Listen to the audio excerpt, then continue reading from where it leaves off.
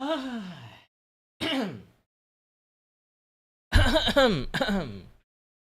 that took me a while to kind if you guys don't know, I did mention in my Kire random thought in my Discord and in my Twitters that I might caught the flu. And I have caught the flu. Um, yeah, I'm still recovering, but I think I'm kind of like have enough juice to function. Maybe I do a little bit of work. I need to continue to do my work, obviously. It's not like I can just like stop doing it. Hold on a little bit. Work on a few more stuff. Man, I'm really out of breath today. Really out of breath.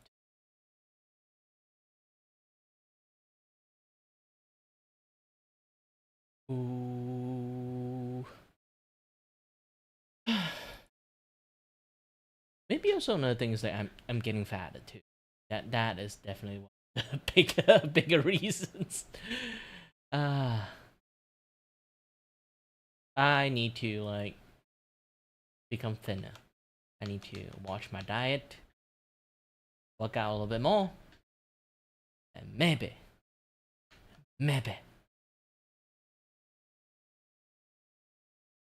I can way more than I think. Oh.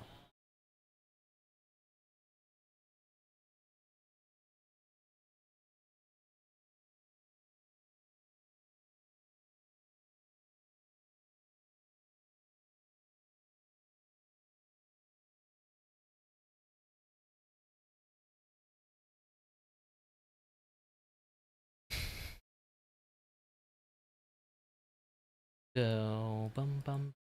Hold on a little bit. I'm kind of hit stuff.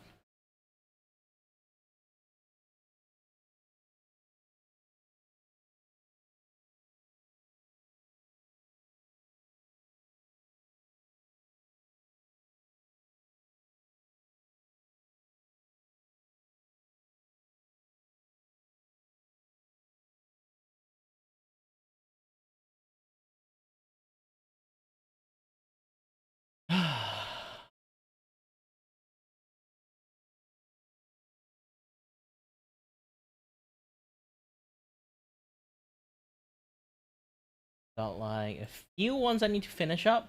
Cold Raccoon one is done. You finished the rider.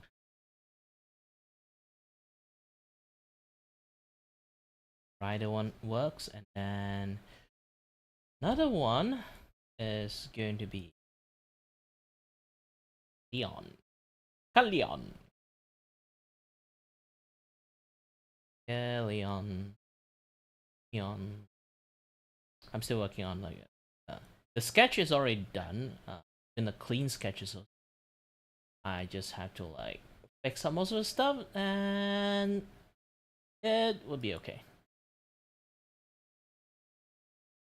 That will be good job doing it.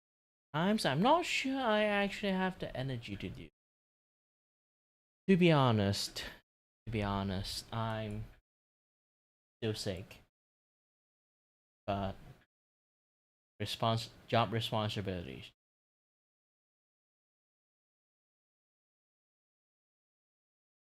This is a clean sketch of the like Yagami laughing meme thingy. So yeah, yeah.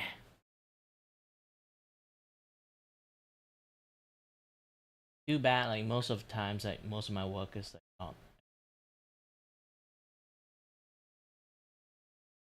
Yes, that's correct. Gonna ask me email and stuff.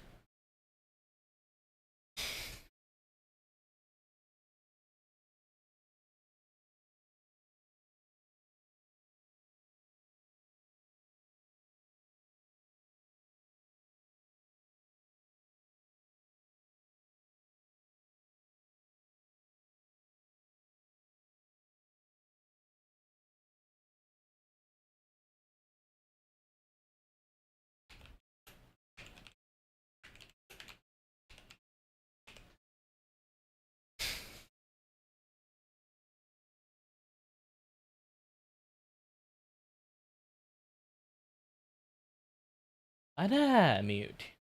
Sorry, I'm a little bit sick. This is why I can't like start my stream the moment I kind of set it up. Usually I do that. I have a hard time to start my stream lately is because my hand hurts. I draw so much, I have a certain level of carpal tunnel. Sad life of an animated. And don't worry, I have like that donut thing that, you know, is a very like tough like rubber piece of rubbers in a donut in a rounded shape around the ring, and it provides lots of like those kind of like grip feigning kind of things for like people who have nerve damage. But good thing is this donut shaped things, like when you kind of grip it, it just the way it kind of press onto your palm. Ooh, the best massage in the world.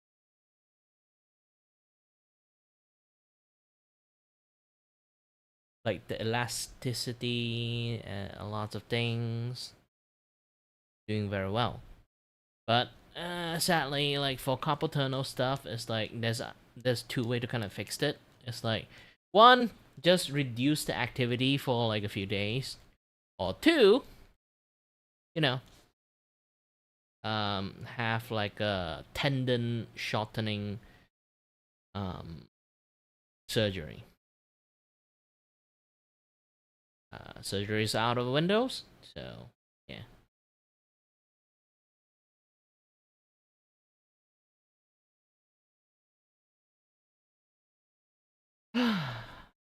Still a little bit out of breath. Still a little bit.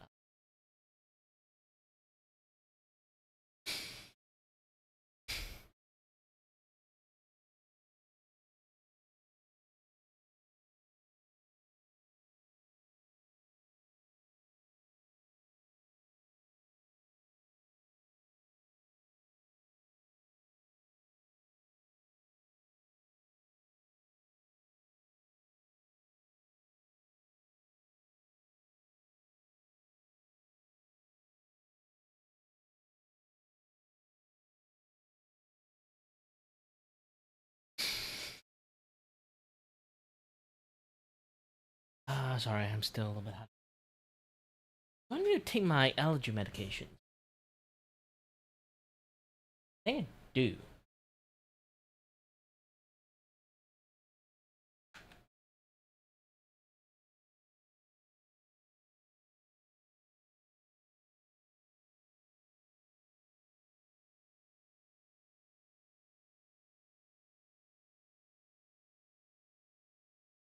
Well, it depends how you use your hand. I've been changing the method of like using my hand to draw a long time ago.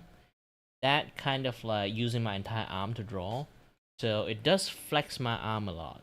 Try to think like the way you do the drawing right I'm doing like right now is like those kind of like Chinese calligraphy, like you know like how they hover the entire like gosh dang hand above the paper and do all those drawings. Yeah, and that essentially is me with like a different grip, which since I'm not using calligraphy like grip, is making is kind of like flexing the muscle in the wrong way. So it well, if you don't know how carpal tunnel is a thing in the first place, it's like the inside of it, the tendon has like the tendon is at the end is still muscle. So the way I kind of like use the entire arm to draw method have flexed the tendon a little bit way too much, and just like most muscle does, they will grow, but usually you don't grow tendon muscle, you know, unless I got like a very evenly spread like other muscle has been trained. So carpal tunnel is like the certain way you use your muscle use your hand, it only grow a certain spot in the muscle part, and now it kind of like press onto the nerve. You know, like the muscle now is like either restricting like blood flow, or like press on the nerve, this and that, yada yada stuff. Essentially, it doesn't really happening in, like around your wrist. It's more or less is happening around your like in like the arm side of things. and then like the arm side of the thing affect the wrist because it's kind of like the entire thing is connected to one point, one big tendon. So that is the issues here.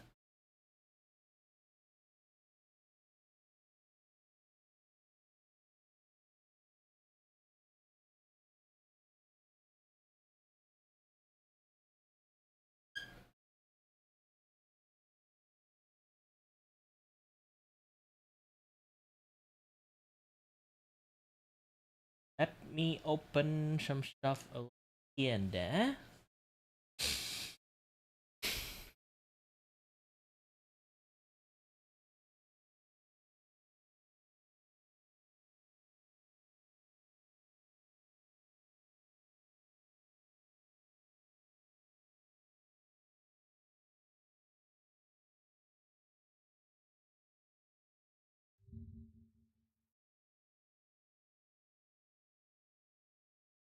Mm.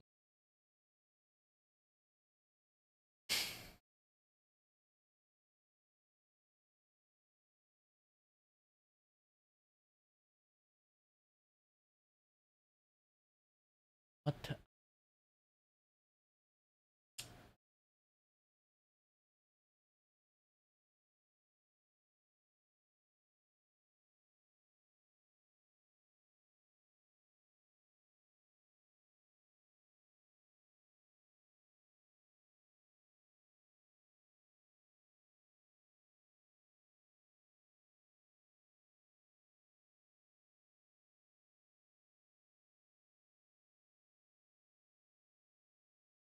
Okay, okay. Roll back a bit.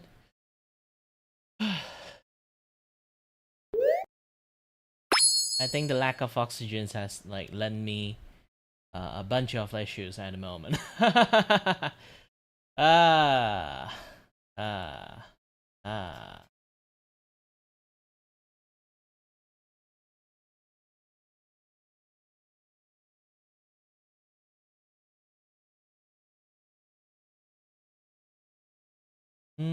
So far there's not a lot of stuff. This thingy.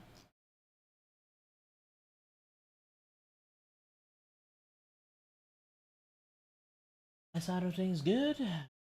Too much about it. My brain is a little bit mushy. I'm not sure I took a break too long or I'm just still sick. Yeah, it's guaranteed. Like again, like I apologized that my brain is not exactly there.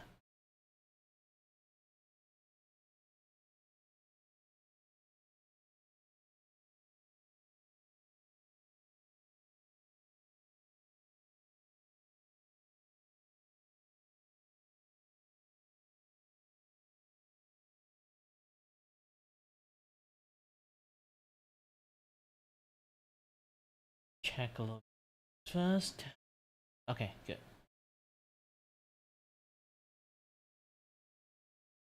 This episode sponsored by Brilliant. When they first emerge from the nursery that their mother built, mantids don't look like much. Sort of a booger but ribbed for pleasure vibe. Not all that intimidating at this point, are they? Now the first order of business is to wriggle out of a tight cocktail dress sort of membrane that surrounds them. And as they do, you can start to see their legs and their antennae. You know, getting those antennae out, that's a real bitch. That membrane she was in is attached to the inside of the egg case by a silken thread that her mummy made. Some foresight there, because this little baby can use it to climb down. Of course, she's not alone. She's got some siblings up in there. And pretty soon there's a whole mess of them hanging by their butts like anatomically correct Spider-Men. And women, when they finally get down from the ropes course, the world is a bit stacked against them. I mean, they're barely a thing at this point. You can see right through them. The outside bits probably don't even have that much of a crunch. And to make matters worse, there isn't that much of a sibling bond going on. Around the same time that you and I were swaddled up and sucking on a tit, these ones are surrounded by cannibals. Look at this one, he's pulling on his own leg to get away from that ass biter. Now, if they survive that gauntlet, they have to get themselves to some food and shelter. But at this stage, they don't have their wings. They can, however, jump. And they're damn good at it, too. Look at this one mugging for the camera. Shameless. It's not about you. They can even push off smooth surfaces like glass because they have these little toe pads for extra grippage. Because they're pushing off with their back legs, their bodies rotate in the air. But they can stabilize this with their Really, Jerry? Yes, I want you to change it. All right. They can modify their posture mid-air to line up with the target. These mantid nymphs will have to go through a series of molts before they reach adulthood. And it's in that final molt. God, that's a terrible word. Molt. Anyway, it's in the final one that they get their wings, as well as functioning naughty bits. It's a pretty exciting day. I'm sure it beats finding your first pubic hair. And that was pretty exciting. Now, they don't all come out the oven looking like this. You know, this one's a bit vanilla, or mint, I guess. But mantids come in all sorts of shapes and sizes. You'll notice that most of them go for a sort of camouflage situation. Now, this hidey-hidey business is important, not only because there's birds out there with bad intentions, but also because mantids are ambush hunters. Now, I don't know how much ambushing you've done, but it works a lot better if they can't see you. If they can, it gets awkward.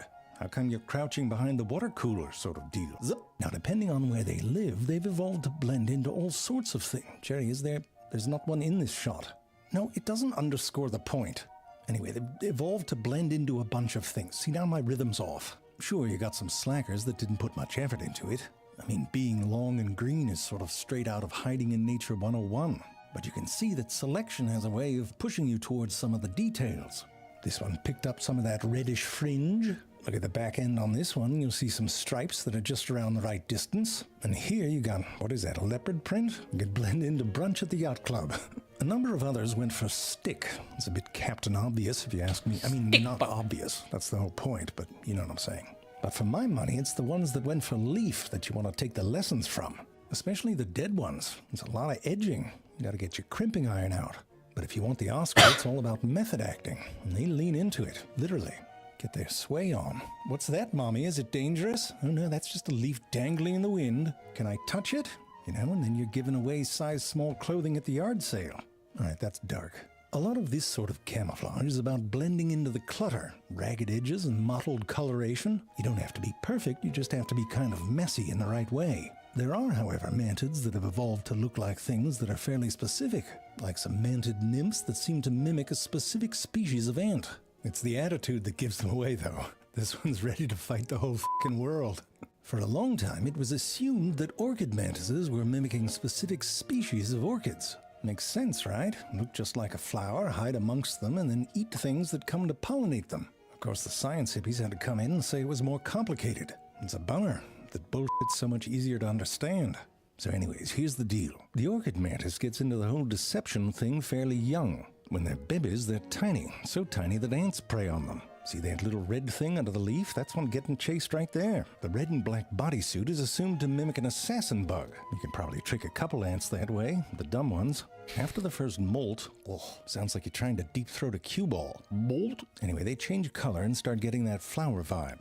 They also start to develop these petal-shaped lobes on the back two pair of legs, sort of like fake glutes. The thought was that this was to trick pollinators into thinking they were an orchid which they would hide amongst. Now, to our eyes, that seems plausible. But insects see the world different, and to a bee, the orchid mantis doesn't necessarily read orchid. But it does look like a flower to die for. Sorry. The pigment that gives the mantis its color absorbs UV light, just like many flowers do. And to pollinators, this makes it pop out from the background. The mantis also seems to emit some chemical cues, and all of this works so well that many pollinators prefer the mantis over real flowers. So instead of mimicking a specific flower, they seem to have hacked their prey's sensory systems to become a thing that just sort of exudes flowerness. But what about those flower petals they have on their legs? I mean, that seems fairly specific. There's a reason I've been going on about Brilliant for years now. It's because Brilliant helps you become a better thinker and problem solver in a fun, engaging way. Subscription. It's not easy to find a sponsor you believe in, and Brilliant's that for me. Go check them out today. Where were we? Oh, right. So if orchid mantises don't really look like orchids to their prey, then why bother with the fancy petal-shaped leg lobes? Well, the science hippies looked into that too. Built a model mantis out of clay that the pollinators were just as attracted to. I mean, at this point, you gotta start wondering about these pollinators. But this allowed them to move those leg lobes around or remove them altogether. And it turns out they don't really matter that much, at least not the pollinators. But they do seem to have another function. The juvenile mantises may not have wings, but they can use those lobes to glide. In fact, they're the best-known gliding arthropod, sort of a niche awards category. And it seems like those leg lobes may have evolved for that function first. Now, some other mantises evolved lobes on their front legs, not for gliding, but so they can do these karate chop dance moves. And they do these when they're about to get their ass kicked. Now, to a predator, this sort of thing is probably just straight up confusing. But if they do get attacked, these lobes can act as decoys. You can see that other mantis goes for the lobe, not the body. And you'd rather get a scratch on your arm than your head bit. And that's the thing, under pressure, a lot of mantises don't just tuck tail and run. They get big, stand their ground. And on the other side of that camo, some of them have some fancy shit going on. You know how like some rich people have those red-soled shoes to warn you they might be toxic? These startle displays are used to confuse a predator, make them pause for a second and wonder just who it is they're f***ing with. Now you're probably wondering how well it works, and I'll let you know how this scene plays out in a minute. But you'll notice that this one's sort of swaying back and forth. It's not just to look cray-cray, it also has to do with how mantises perceive depth. Just by moving their head, even with a single eye, they can use something called parallax. The idea here is that as you move, things closer to you move more than things farther away. Here, we'll track the tips of these two leaves. You know something's closer to you because it appears to move a lot more than the stuff behind it. Another way to judge depth is pretty straightforward, literally. It's called looming. That's when an object appears to get bigger in your visual field fairly quickly. You don't need a ton of fancy calculations to know you're about to get hit in the face. But mantises have another trick, and for that it's worth a refresher on how we perceive depth. We use something called stereopsis. Because our eyes are a few inches apart, the image that's projected onto the back of each eye is slightly different. You know this because when you were bored as hell as a child, you'd focus on an object, then alternate which eye was open and watch things that were in front or back of that object shift. Listen, I grew up in the 80s. That's what we did. What our big fancy brain does is take these two different images and essentially move them over each other to find areas of matching brightness. The more it has to shift these images to match an object, the closer that object is. The brightness of that object in each eye has to be roughly the same though. If you put on special glasses that reverse the brightness in one eye, even though the shapes are the same, we could no longer compute the depth. Now, our brains are constantly doing this brightness matching, and it's a heavy lift. Insects and their tiny brains, by and large, don't do this. Their eyes also see two slightly different images, but their brains don't really match them up. But mantises seem to be unique among insects in that they do something similar to what we do. And it comes in handy when they want to eat one of those little green burritos there. Perthwap! Instead of matching up brightness in each eye, they match up areas where there's motion. Doesn't even have to look the same in each eye, just has to move. Schwaba! They know this because they put little 3D glasses on mantises. With wax, they come off. That way they could control what each eye sees. Like one eye could only see the red dot and the other eye could only see the blue one. If we wore the glasses, this would be like a crappy 3D movie, with a single purplish dot that would appear to float. But because it's standing still, the mantis most likely doesn't experience this as having depth. But once those dots start moving, the mantis system turns on. Now with those glasses, it's all 3D. And when it appears to be in the sweet spot about 2.5 centimeters away, they strike. So those little mantis brains don't have to calculate all the time, only when it counts. Now in terms of mantid strikes, I told you that we'd follow up on this scenario.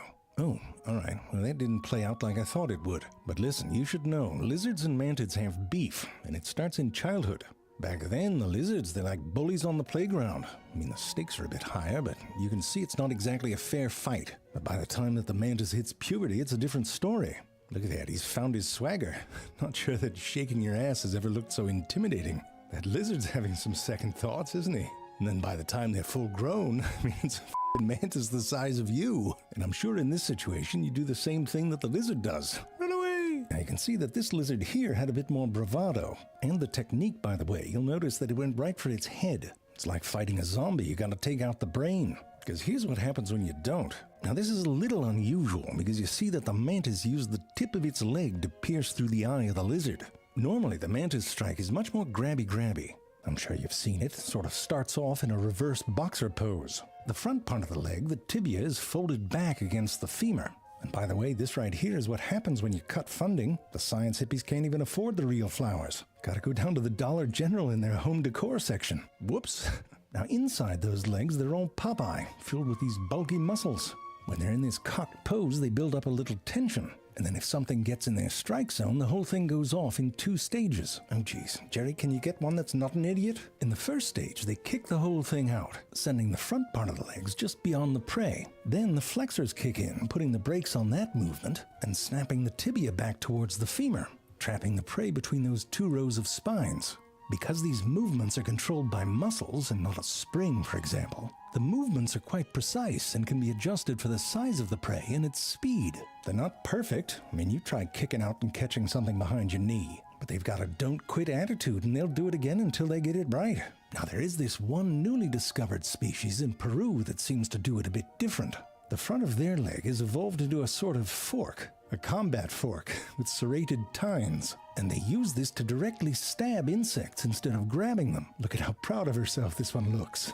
Now, if you mix all this weaponry with that built-in mantis aggression, you could imagine that making babies can get a bit intense. In most cases, the female is larger, so you definitely want to wait till she's ready. And luckily, she makes that pretty clear. She's got a gland in her abdomen that releases some let's get busy stank. Now, in many species, you can't see it, but you can see this sort of drop that ass pose that she assumes. I mean, she's upside down, so it's more of a lifting butt. More of a lifting. But the female stenophylla lobovertex has a very prominent gland. Pops right out and wafts its beguiling pheromones. Now, the male's antennae are packed with these little sensory hairs that can pick up on those cues. When he does do, it's usually best to approach with a bit of caution. You've seen what happens when things appear in their strike zone. Now, there are exceptions. The male springbok mantis is a bit short on patience. He goes right in and makes a wrestling match out of it. It's a bit of a questionable tactic. About half the males are dead before they even get a chance to mate. And the female often gets injured, the whole thing's a mess. In most species, the males have more chill. Play it cool until you're close enough and on the right side of those grabbers. Then you make your move. From here, it's a bit of a make sure you bring the manual sort of sex, because the female has a genital plate that needs to be pried open. Typical male, he's got a whole bunch of tools for the job. There's a hook for the prying, and then another doodad to hold it open. The males typically approach from the right and dress to the left, as the tailors say. And as you can imagine, the whole thing often takes some doing. Once it's all in place, the transfer of his sperm to her spermatheca can take between 20 minutes and 6 hours, depending on, well, you know how it goes. Might be thinking about work or the cat jumps on the bed. Now, most of the time, for most species, the male walks away just fine. Sure, once in a while, she's hungry. I mean, we've all been there, and DoorDash takes forever. Mommy, do you remember Daddy? Sure, he was delicious, great looking. Now, the female sort of pockets that sperm and can use it a few times. I mean, you can't blame her. Who wants to go through all that every time you want to make a baby? But when she's ready, she lays down a frothy substance, a bit like spray foam insulation, which later hardens into an ootheca, a casing in which she'll lay all her future little badasses. And that, my love, is how the mantis do.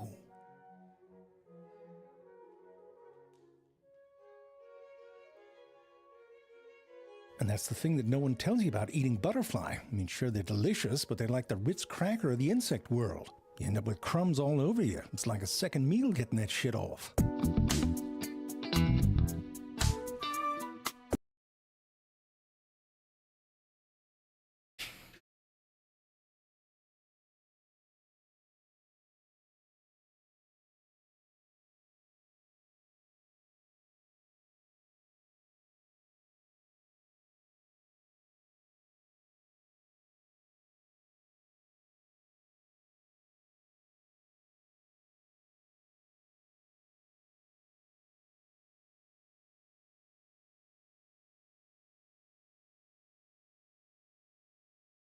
DreamWorks has given us some insanely powerful villains over the years, but sometimes all it takes is one last-minute miracle for the hero to survive. Here are 8 times DreamWorks villains should have won, starting with Kai from Kung Fu Panda 3. You may know me as the Beast of Vengeance, Maker of Widows. No one in the mortal realm remembers Kai at first, but once they finally meet him, they never forget the sheer aura radiating off of him. After being banished to the spirit realm by Oogway, Kai spends 500 years collecting the chi of every kung fu master trapped there just to get his revenge. The guy basically escapes the afterlife by aggressively harvesting chi, and once he gets to the mortal world, his biggest advantage isn't just his strength, but his army of jade warriors. They act as his eyes, ears, and extra limbs, allowing him to fight through multiple masters without even being in the room.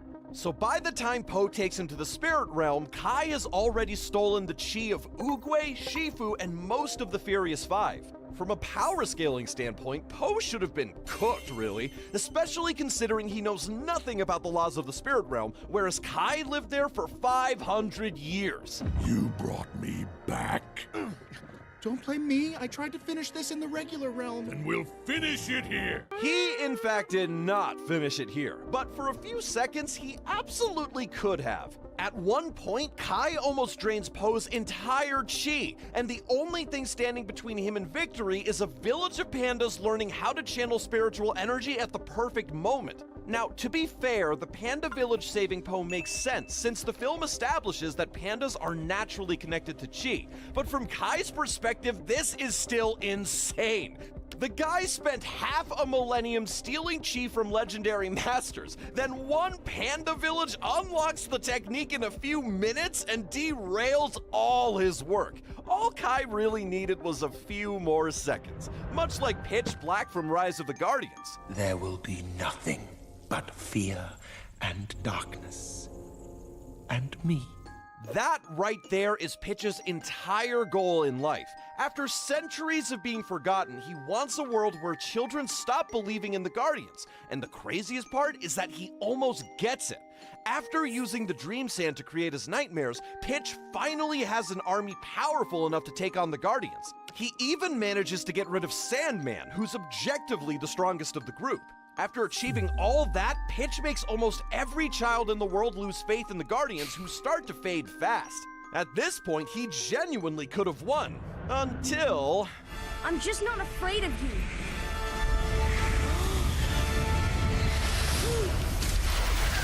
One child stops being afraid, gathers a few more kids, and suddenly all of Pitch Black's hard work comes crumbling down. I mean, what about the millions of children around the world who still don't believe in the Guardians? Are we saying that a handful of kids can overpower Pitch and his entire army of nightmares? Apparently yes, because within minutes, the Guardians turned the tide with the help of a small neighborhood friend group. And soon, Sandman returns, his dreams spread across the world, and belief in the Guardians comes rushing back. It hurts to watch someone's lifelong goal get snatched away at the finish line, which is something Tai Lung from Kung Fu Panda can definitely relate to. But Oogway saw darkness in his heart and refused. Outraged, Tai Lung laid waste to the valley. Hang that nigga now! I got the rope right here! I mean, the guy didn't exactly disprove Oogway's concerns, now did he? Still, even if Tai Lung's reaction was completely unhinged, I get why the rejection broke him. He trained his entire life to become the Dragon Warrior because Shifu raised him to believe he was destined for greatness. So when Oogway refused him, Tai Lung lost the only identity he had ever built for himself and crashed out. If only Shifu had been more openly proud of Tai Lung and raised him differently, it could have saved Tai Lung 20 years in prison. Oh, 20 years. Use. But for what it's worth, I can see why Tai Lung thought he was qualified for the role. This guy escaped the most secure prison in China with a feather. And after getting out, he defeats the Furious Five with ease before defeating Shifu, the same master who raised him. Skill, therefore, was never Tai Lung's problem. His real weakness was always his obsession with the Dragon Scroll. The power of the Dragon Scroll is mine! Tai Lung spent his whole life chasing external validation, so of course he doesn't understand the scroll's message of true strength coming from within. By this point, he's exhausted, angry, and so focused on the scroll that he never really sees Po coming. In fact, he might have had a chance against the panda if he hadn't been focused on the dragon scroll throughout the whole fight. If he had actually fought Po properly, he might have noticed his nerve attacks didn't work on him and looked for a different way to beat the panda. To be fair, Po is meant to have natural talent in Kung Fu and only needed the right training method. But from Tai Lung's perspective, the guy spends his whole life training until his bones crack, only to get folded by a panda who barely started learning Kung Fu. So yeah, I feel like Tai Lung was done dirty. We can't, however, say the same thing for Jack Horner from Puss in Boots: The Last Wish. I'll get you, my kitties, and your little dog too.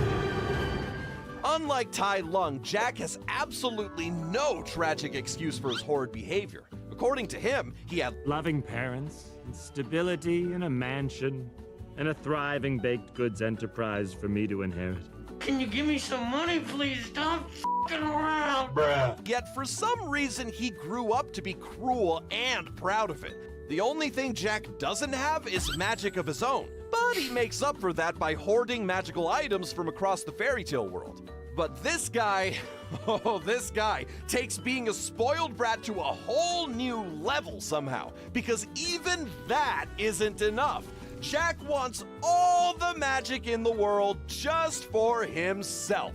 And it's during this journey that he meets the ethical bug. You're an irredeemable monster! Oh, what took you so long, idiot? Little did Jack know that one flick would cost him everything later. Because once he finally gets close to the wishing star, the ethical bug returns at the worst possible moment, burning the last piece of the map.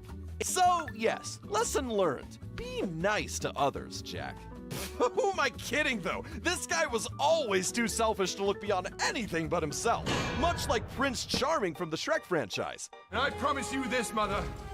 I will restore dignity to my throne. You sure about that? You sure about that? Now, it's no secret that Charming isn't the smartest or scariest villain in the Shrek universe. In Shrek 2, he's mostly a self-obsessed nuisance hiding behind his mother's villain plan. But in Shrek the Third, he finally has a real motive. He wants revenge for Fairy Godmother's death, and he actually does a decent job at first. Charming gathers every rejected fairy tale villain and successfully takes over Far, Far Away.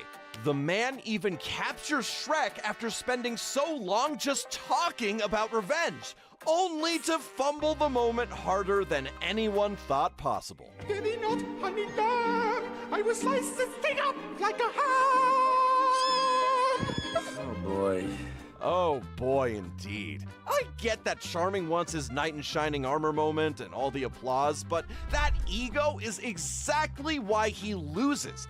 All Charming had to do was finish Shrek quickly and secure the kingdom. Instead, he puts on one of the worst performances I've ever seen and completely embarrasses himself. You had one job. And even then, he still gets another chance during the play when he stabs Shrek, only to miss the mark entirely. Yeah, at this point, that tower falling onto him was well warranted. Prince Charming, therefore, was just a weak villain who was always too obsessed with looking victorious than actually achieving anything. Chantal Dubois, on the other hand, was a force to be reckoned with in Madagascar 3, Europe's Most Wanted. Poor animals. You should never have left the forest. Now you deal with me. If there's one thing Dubois has, it's dedication. From the moment she hears about Alex, her only mission is to put that lion's head on her wall. And she's not even all bark, no bite. No, she actually almost succeeds. Dubois survives everything the animals throw at her and somehow tracks them with her superhuman smell at every turn. I mean, how does one woman have a bloodhound nose and the ability to revive her injured officers with just her singing? At this point, she isn't even human anymore. So, naturally, when the final chase begins, Dubois is still terrifyingly close to winning. If I am going down, your head is coming with me. I don't think so. Even in mid-air, this woman is somehow prepared to get rid of the lion. It's crazy how for most of the movie, Dubois is basically invincible. But at the finish line, a bunch of circus animals somehow rain on her parade and stop her from taking out Alex with her poison dart. Even so, the fact that it took this many animals to stop her says a lot. In the end, Dubois didn't lose because she was weak, but rather because of extremely convenient last-minute timing. But while Dubois' bloodlust is hella questionable, Ken's hatred for bees in B-Movie is much easier to understand. You know I'm allergic to them. This thing could kill me. Well, why does his life have any less value than yours? Now, I know Ken isn't the nicest guy out there. In fact, he's a bit of a douchebag. But in this case, though, he's actually in the right. The man is allergic to bees, and his girlfriend is defending the very creature that could seriously hurt him. And to make things worse, Vanessa starts spending more time with Barry, helping him sue the human race, as if that's a very normal thing to do. Plus, this woman keeps canceling yogurt night for a bee she just met. At this point, Ken must think he's crazy for even thinking something's going on between the two of them. No wonder he completely loses it. Something stinks in here! I love the smell of flowers. Yeah? How do you like the smell of flames? Not as much. Okay, Ken may have gone a bit overboard here, but honestly, I'd go a bit crazy too if I came home and found a bee sitting in my chair, laughing with my girlfriend and smirking at me. The craziest part is that Vanessa barges in at the last second, saves Barry, and immediately breaks up with Ken. Now, could Ken have handled this better? Obviously, yes. I mean, maybe don't bring a flamethrower into your relationship problems, buddy. But honestly, Ken definitely could have won if he had a sane girlfriend who hadn't chosen a bee over her actual boyfriend. But then again, maybe getting out of that relationship before it drove him even crazier was a win in itself.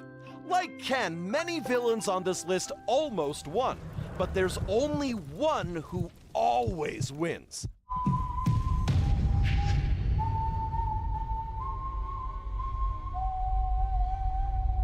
Death from Puss in Boots: The Last Wish is the ultimate force of nature. At first, he seems like just another bounty hunter, but one fight with him sends Puss running for his life. The same cat who laughed in the face of danger for years feels real fear for the first time. Now, technically, death is supposed to be neutral, but in this case, it's personal. He's offended that Puss wasted 8 of his 9 lives like they had 0 value. So instead of waiting for the last one to end naturally, death comes to collect early. In fact, he could have easily killed him during their first encounter when Puss was terrified and completely outmatched. But instead, he let Puss run because he enjoys the chase. Later, though, he definitely regrets that decision. ¿Por qué diablos fui a jugar con mi comida? For anyone wondering, that basically translates to, why the hell did I play with my food? And honestly, fair question. The only reason he didn't get his prey in the end is that he gave Puss too much time to change. When death first comes for him, Puss is arrogant and still treating life like it's a joke. But by the final fight, Puss values his last life and is finally willing to protect it and everyone he cares for. So although death could still kill him, he doesn't, since Puss is no longer the reckless legend he was a few scenes ago. But even when death walks away, it feels more like a warning than anything. Although Puss survived this time, death makes it very clear he will see him again. And unlike every other villain on this list, he always gets the last word.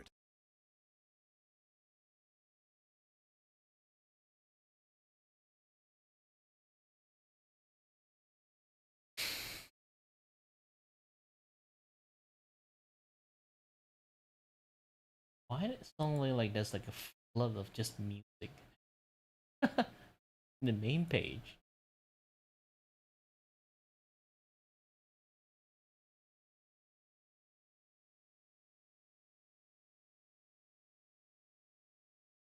Some characters seem like they only exist for comic relief, but when everything starts falling apart, they step up when nobody expects them to. So here are 8 times the goofy character locked in, starting with Miles Morales from the Spider-Verse films. Just let go. Be in the moment. I am in the moment. It's a terrible moment.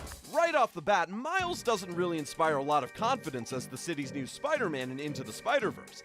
He keeps sticking to random surfaces and can't even control his new abilities without smacking into something. So it makes sense that the other Spider people don't have much faith in him at first. The real problem, though, is that Miles never has faith in himself either. But the moment he lets go of his self-doubt, things start to look up. Double tap to release and whip it out again. Okay. Twist and release it. Whip, release. With Peter B and Gwen helping him, Miles slowly starts getting the hang of his abilities. And once he takes that leap of faith and stops trying to prove he's ready, he truly becomes Spider-Man. This 14-year-old even takes down Kingpin, which is something not even the original Spider-Man could do. But while Miles still had his friend's support in the first film, Across the Spider-Verse shows him dealing with his problems alone. In the sequel, he comes across the Spider Society led by Miguel O'Hara, who thinks Miles is an anomaly that doesn't belong. He even expects Miles to let his dad die just because it's a canon event. Hey, that's up. No wonder he loses it.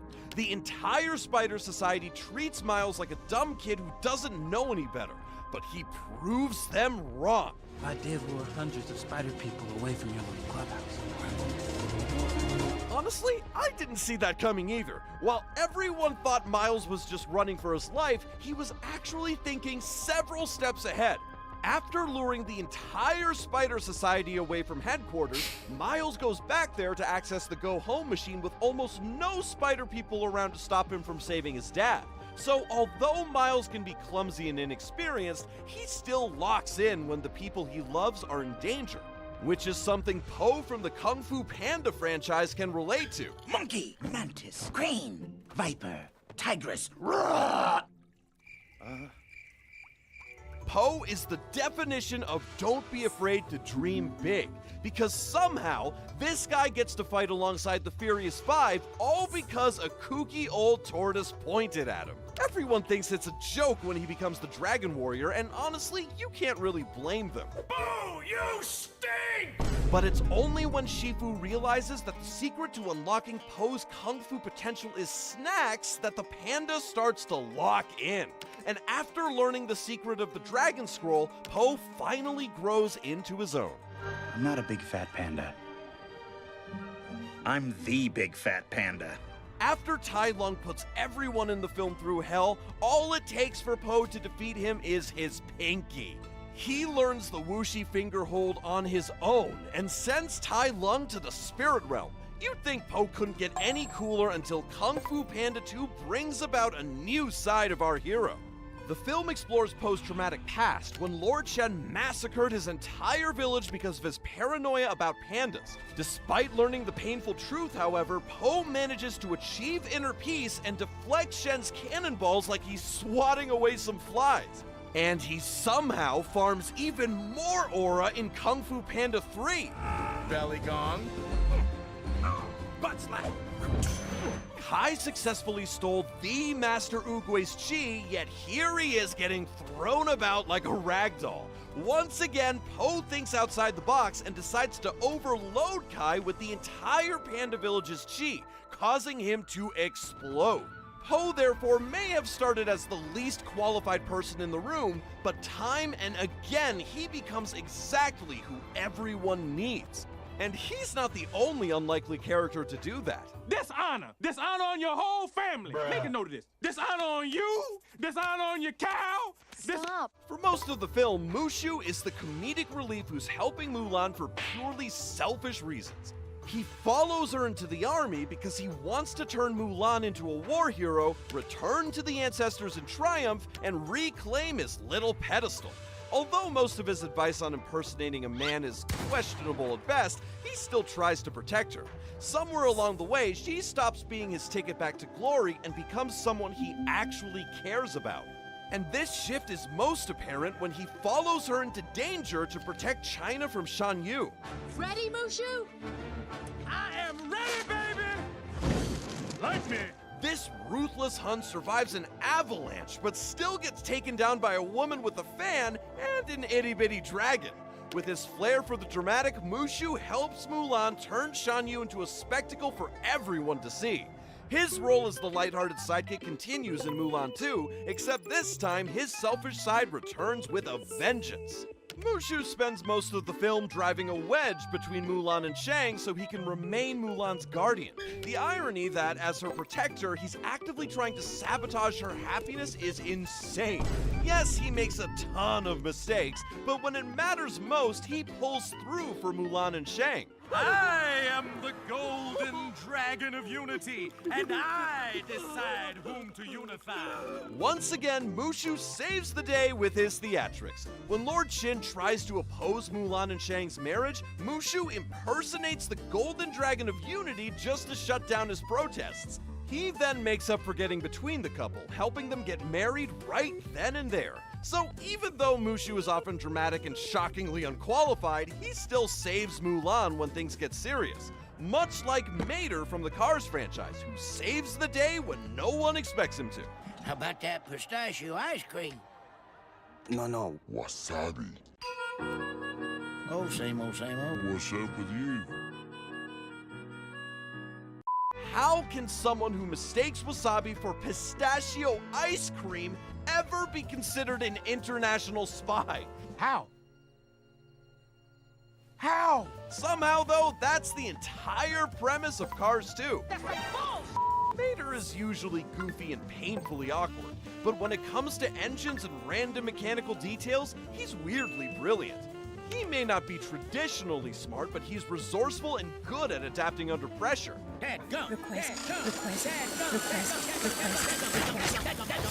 Who knew the word dadgum could be Mater's salvation? Like everyone else, the bad guys don't expect much from him. But Mater still manages to cut his ropes and rushes to save his best friend, Lightning McQueen. Although he struggles with the idea of being too dumb to be a real spy, Mater still does everything in his power to protect others from the bomb inside his engine. And in the end, his belief in himself actually saves the day. Sir Axelrod created the race, Mater. Why would he want to hurt anyone? To make all and all look bad, so everybody go back to using oil. The same tow truck everyone called clueless ends up solving the mystery that trained spies couldn't even crack. Mater figures out that Sir Axelrod is behind everything because of rare bolts and clever deductions. With the bomb timer running out, Mater proves his theory by cornering Axelrod and forcing him to deactivate the bomb in front of everyone. By the end, Mater proves that goofy characters can still be heroic. And the same can be said for Dory from Finding Nemo, who never lets her weakness stop her from saving the people she cares about. Just keep swimming, just keep swimming. Dory initially feels like one of the last fish you'd ever want beside you during a cross-ocean rescue mission. Marlin's son has been kidnapped, and his only travel companion is a fish whose brain keeps buffering every few seconds. She forgets names, directions, and entire conversations that happened mere seconds ago. As quirky as Dory is, though, she sometimes surprises you with her random bursts of sharp memory. So what did it say? What did the mask say? P. Sherman 42 Wallaby Way, Sydney. Even Dory herself doesn't see that coming. Not only does she somehow know how to read, but she also remembers the address to the dentist's office where Nemo is. This scattered fish is the reason Marlin finally reunites with Nemo. Unfortunately, while Marlin gets his family reunion, Dory still has no clue about the whereabouts of her own family. That, however, changes in Finding Dory when small memories of her parents finally begin to surface, and suddenly her forgetfulness stops being a quirk and becomes a truly heartbreaking part of the story. During her search for her parents, she gets separated from the others, feeling lost and completely alone. But when things feel darkest, Dory realizes that the answers were inside her all along. Hello. I'm Dory! Dory finds her way home by trusting the strange way her own mind works. All her scattered thoughts and emotional impulses lead her back to the seashell trail her parents left behind. her heart remembers what her mind doesn't, which helps her save her loved ones on several occasions.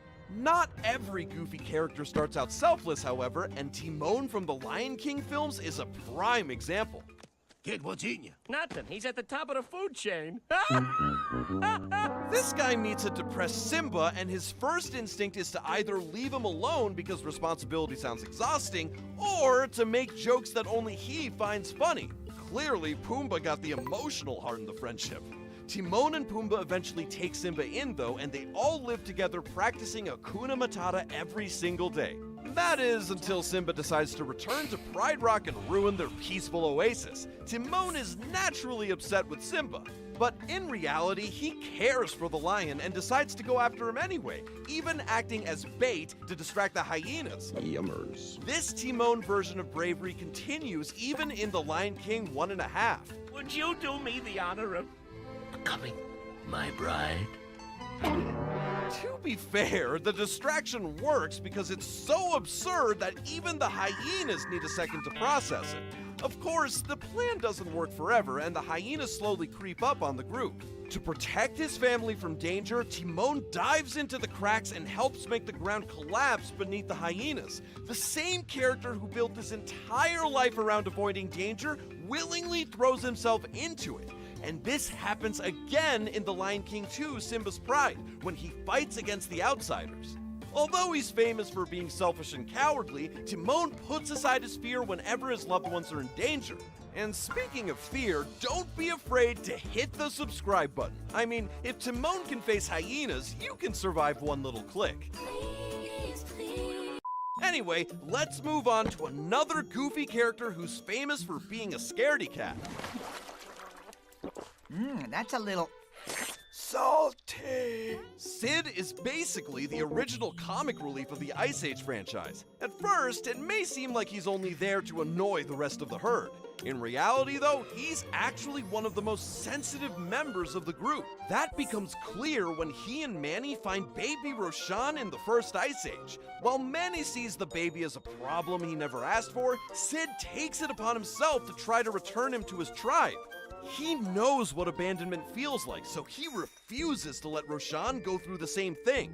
And by the time they finally give Roshan back, each member of the herd has a beautiful bond with the baby, especially Sid. But apparently, one surprise babysitting adventure wasn't enough for the sloth. Don't worry, you're not alone anymore. Once again, Sid's abandonment issues lead him to adopt some eggs and become their self-proclaimed mother. And when those eggs hatch into baby dinosaurs, even that doesn't scare him away. He genuinely loves those babies and would do anything to protect them, even from their real mother. And you're gonna have to go through me to get them. The same Sid who's famous for being a coward stands up to an actual dinosaur just to protect his babies. Of course, that still doesn't stop the mama T-Rex from taking Sid and her babies, but it's heartwarming to see that even the baby dinosaurs grow attached to Sid, defending him from their own mother and stopping her from eating him. So it's safe to say that Sid's superpower is being annoyingly lovable. A trait that's also shared by Sokka from Avatar: The Last Airbender. Drink cactus juice. It'll quench you. Nothing's quenchier. At first, it seems like Sokka's only real weapons are a sense of humor and sarcasm. All he has is a boomerang and an arsenal full of jokes to keep everyone entertained. But while he's definitely the comic relief, there's much more to Sokka than meets the eye. For instance, he can always admit when he's wrong, which we see clearly when the gang runs into the Kyoshi warriors. Sokka looks down on them in the beginning, thinking a bunch of girls can't have ambushed them. When he sees their skills, though, he puts his ego aside for once. I would be honored if you would teach me. Even if I'm a girl? I'm sorry if I insulted you earlier. This is a man. That right there is a huge turning point for Sokka. He goes from mocking the Kyoshi warriors to dressing like one just so that he can learn their fighting style. That's the thing about Sokka. He's the only one in the group who can't bend elements, something he often feels insecure about. Instead of drowning in self-pity, though, Sokka keeps finding ways to improve his skills. He learned swordsmanship from Master Pian Dao, one of the greatest swordsmen in Fire Nation history, and his boomerang, which starts as his goofy signature weapon, eventually becomes something he uses with real skill. But Sokka's greatest weapon, as it turns out, is actually his brain. The inner part and the outer part are connected by these braces. If we cut through them, the entire thing will collapse. While everyone else is focused on bending, Sokka looks at the actual structure and figures out how to bring the drill down. Without any other abilities, he learns to observe and improvise instead. Eventually, he becomes the person everyone relies on for strategy. And by the time the show's finale comes around, Sokka even manages to take down an entire fleet of Fire Nation airships using strategy alone, making him yet another goofy character who locks in.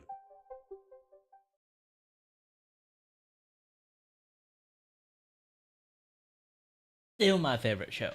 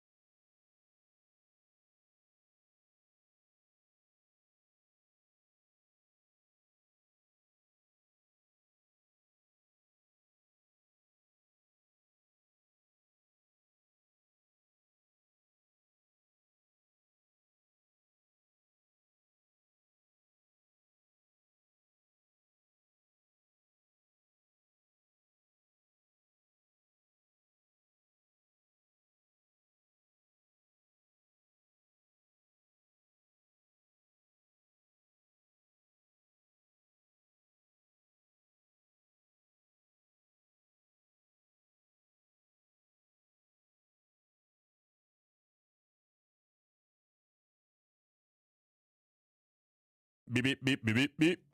Hi there, hello to everyone who celebrates. You know what's weird? Star-nosed moles. Why are they that, you know? That's something to think about for sure. Also weird are these stories I'm gonna talk about today. Here we go! A strong man pulled a car with his privates while he was on fire. Holy crap, they gave me a Pulitzer Prize for just covering that? That's how people get these? I'm honored, and frankly, I deserve this. So this guy pulled a police car 131 feet using his manhood, which is a brilliant way to save money. Those tow trucks will cost you an arm and a leg. This'll just cost you your third one. So the puller man, as I'm referring to him as, for some reason, his name is John Stevenson, and he says that he likes to set challenges for himself, and that he's a martial arts specialist. But I don't know, I don't see a license or certificate, so I can't confirm that part. Maybe this might be a martial art that he developed himself. Oh my god, there goes John Stevenson, the founding father of Hung Fu, and Taekwondo, and Krav Maga, and penis karate. I ran out of jokes. I won't lie, it did hurt quite a bit, he said, but my mind was focused on being on fire, and I just plowed on and pulled it for around 40 meters. I'm just gonna say it, there's no way he's not, like, into this a little bit, you know what I mean? Like, you just don't look at a cop car and go, oh, now there's something I could dong tow while on fire, unless you weirdly really want to do that. He did have a great cover for this weird thing that he did, though. He said it was to raise awareness for prostate cancer and bullying, which is a foolproof way to accomplish that. What else could come to mind? Oh my god, that guy's on fire and he's got a cop car attached to his junk, but he's still making his way towards his destination one step at a time.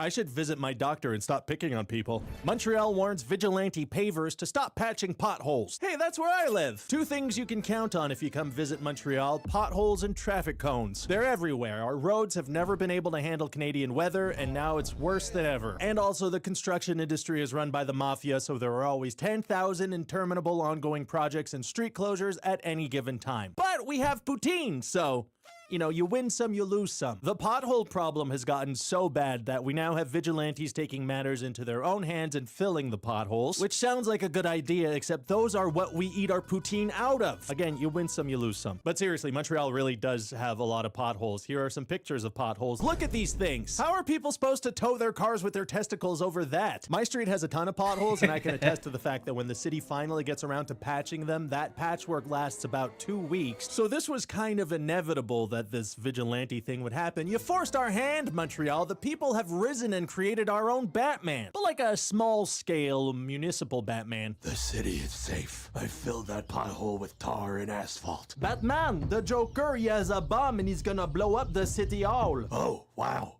Somebody should stop him. You? Maybe it's you that stop him. Actually, I'm much more about like community gardens and stuff. I did patch some pretty big potholes around City Hall last week. Okay, great. So you made this escape route a much smoother drive. Okay, thank you, Batman. You're welcome, citizen. I'm gonna go be a crossing guard for a little bit now. Tabarnak.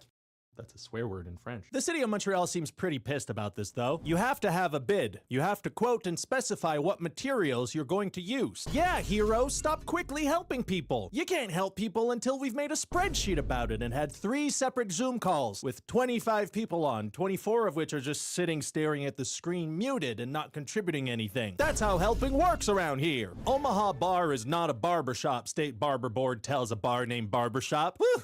Try and say that 10 times fast. I could barely say it 1 time slow. That took me 19 takes. Omaha Bar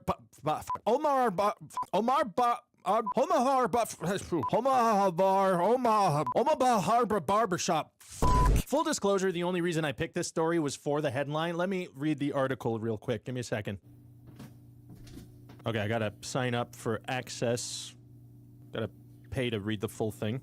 Oh, they got a newsletter. I guess. Do you accept cookies, or what? Do you want to see what the cookies are? I should know what cookies they're taking. 3 hours later. The end. Okay, so it seems that a bar had the word barbershop in their name, and the Nebraska Board of Barber Examiners said they can't do that, that's a board that exists and is not a joke that I made up. They said that it's not legal to use the word barbershop if you are not a barbershop, and only they could decide who's a barbershop or not. And you're not allowed to use the barber pole either. That's not a joke either. That's one of the things listed in the lawsuit. And that might sound like the tiniest and most specific power trip in the world, but look at this pole.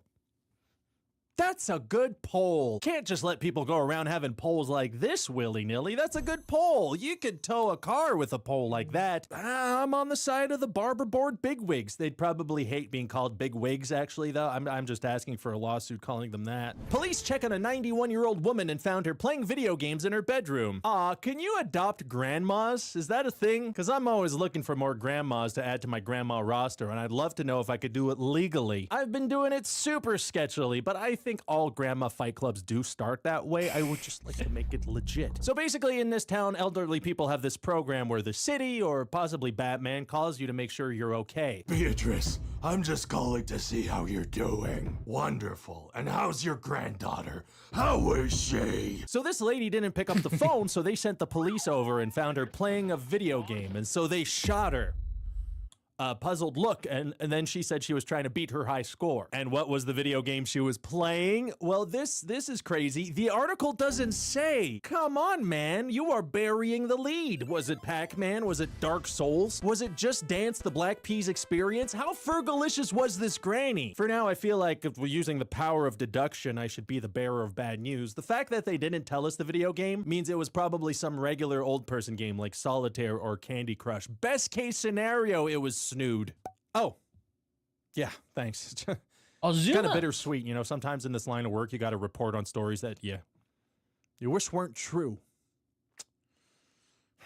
Empty Waymos circle cul-de-sac for hours with no passengers. They said the future would have flying cars and jetpacks, which would have been awesome and practical. Instead, we have low IQ cars self-driving around in circles over potholes filled by vigilantes. So these cars are just self-driving themselves, spinning around the neighborhood. Why? Well, maybe Waymo's trying to game their stats so they can say they've gone X number of miles without an accident. It's probably that, but maybe it's something funny instead. It could be. Like maybe the Waymos are looking at some quality suburban real estate. state. Maybe the Waymos are practicing to be parade floats. Maybe they're casing the neighborhood for some kind of heist. Help! Police! A car stole my car! This is obviously a nightmare for the people who live in this neighborhood. Look at this video. That's just awful. The only time I would want to see 50 vehicles zooming past my house like that is if they were ice cream trucks. That may sound wholesome, but what I didn't tell you is that in this hypothetical, I own an ice cream truck business and they're doing a kind of memoriam parade salute thing because I died. Because I got run over by a Waymo.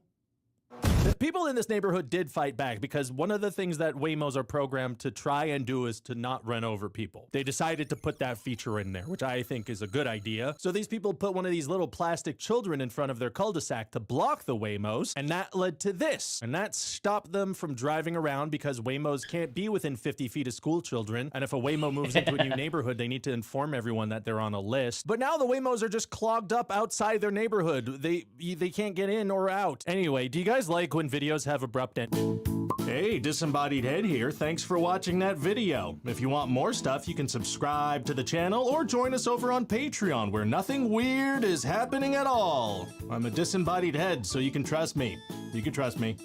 I got hiccups. I got a cut. That is good.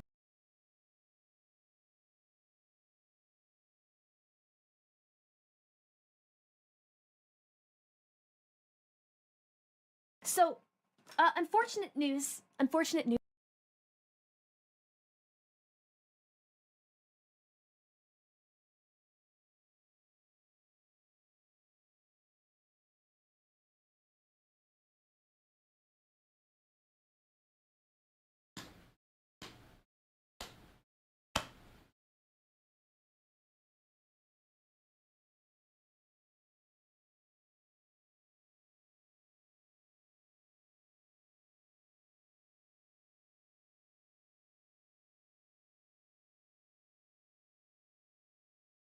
Meanwhile, at the Hall of Justice... Look, man, that yellow weakness thing has been retconned since forever ago. You gotta come up with something else. Look, as long as you have some kind of weakness, which all of you do, it's always gonna be about 50-50 between the two of us. You realize just because you're weak to something doesn't mean it's gonna mean anything, right? Well, I'd have to disagree. All right, well, explain. How would you defeat me? Well, tell me if you've heard this before. All I'd have to do is slip this little space rock you might know as kryptonite. Then I just...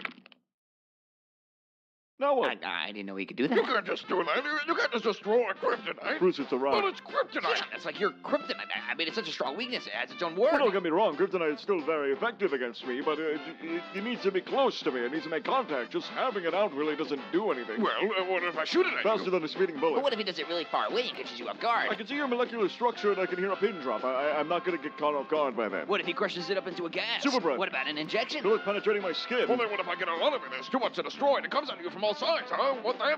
Do it. What? You just keep making hypotheticals. I mean, in that case, yeah, sure, it might work. We'll do it. I'd love to see you execute that. Well, I think you're underestimating how easily I can acquire more kryptonite. God damn it. You know, Bruce, I took you for a numbers guy, but you do realize as much kryptonite as you get, if I just keep destroying it, that eventually it's going to run out. I mean, my eye laser thing is like completely infinite, but while as kryptonite is definitely finite, it's chips of my old home planet. It's eventually going to run out.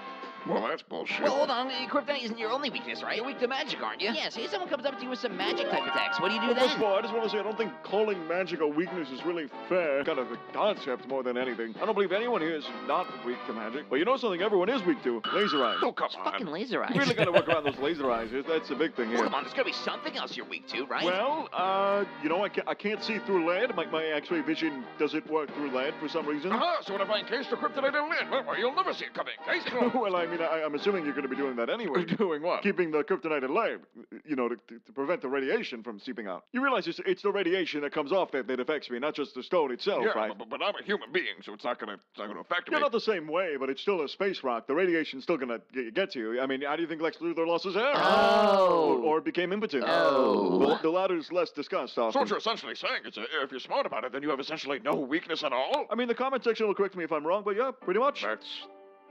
I don't know how to feel. I mean, that's horrifying. Yeah, it should be a good thing, Bruce. We're on the same side. I don't mean to be selfish, guys, but as someone who has no power, the biggest thing that made me feel comfortable sitting amongst you all is that there was something I could do in the event that I needed to, that there was some way to even the playing field. But with you, you're essentially a god. You don't need any of us. You especially don't need me. The last grasp of power I thought I had just Just gone. Like that. I don't know how to feel. Are you really expecting me to be sympathetic to you just because you can't beat me to death with a space rock? All right. I mean, just to get past how it affects me physically, do you understand how emotionally fucked up it is to use that? It's a fragment of my planet where my family had died on. It'd be like if I started pelting you with your mother's pearls. Would you like that? No. Yeah, so it might not affect me physically, but emotionally. On the inside, it does the job, all right? Wait a gosh darn second. I think I figured it out. What do you mean? Let's take this outside, Superman. I think I figured a way to take you down for real. That's the spirit. Bring it on. What is this? It's a grave. Yeah, I know, but like, how did you get this set up so quickly? It says every Kryptonian ever. That's what it says. All right, but like, you couldn't fit every. It's a whole planet of people. There's no way you could actually fit them all in that one grave. All right, but like, imagine it was. Why would I do that? Well, like, if you did, right? Like how would you feel? Not good. I mean, I win. Rap time, shmep time. This video is brought to you by Gamersubs, and the flavor of the week is Incel Tears. I normally stray away from the anime-covered ones because that's just not like my thing, but the flavor is actually that good that I do want to promote it. It's peaches and cream, and it's fucking great. So if you want to give it a go, this is my recommendation. Code SOLID, 10% off. You help the channel. If you buy it, you also get $1 million in heaven when you go, or whatever your religion.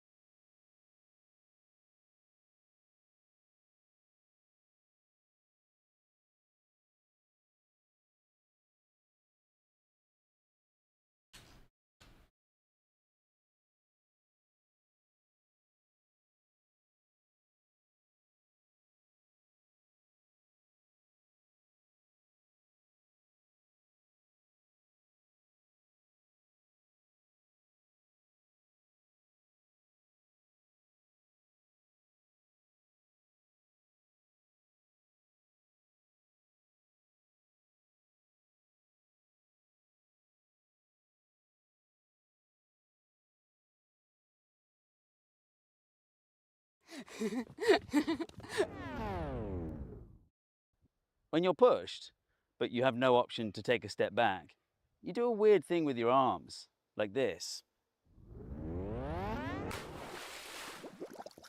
But why is that? Well, I thought the answer was simple, conservation of angular momentum. But if you do a simple analysis of angular momentum, you reach the bizarre conclusion that you have to spin your arms forever. I'm more worried about the photo pool. Basically, it's not as simple as it first appears. But we're going to get to the bottom of it with the help of this robot built for me by Gareth Barnaby. So let's just start at the start, because if you look at the slow-mo footage, the first thing I do is actually quite counterintuitive. Man, I see an ice cream I want to eat now. Ah!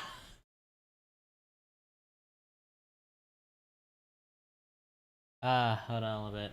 I'll grab some stuff. Halfway done on this one.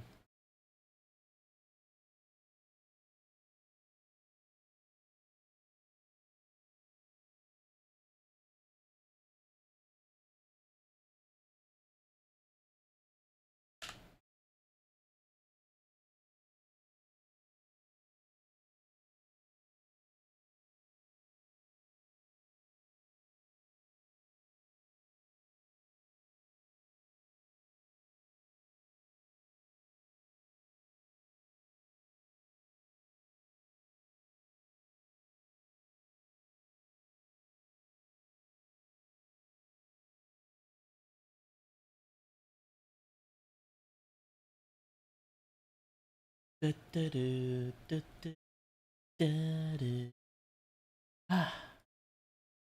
am very hungry. What I should eat? Late night snack. I am getting fatter and fatter, so I do have to control the food I eat. Fruit? Fruit actually have way more sweet in it too, so but they do have fibers. I am very hungry. Like, not just normal hungry, like famished level hungry. I think I eat a little bit too little. Like, around like 5, so now like close to 11. I am really hungry. And also I'm sick. Like, here's the weird thing about being sick for me is generally when people get sick, they don't have appetite.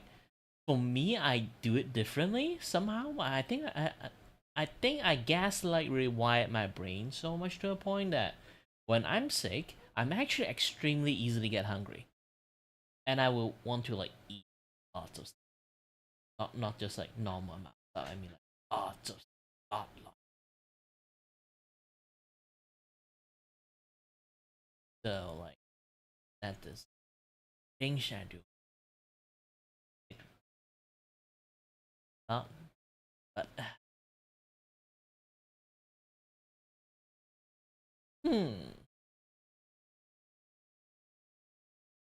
this is gonna be normal a bit.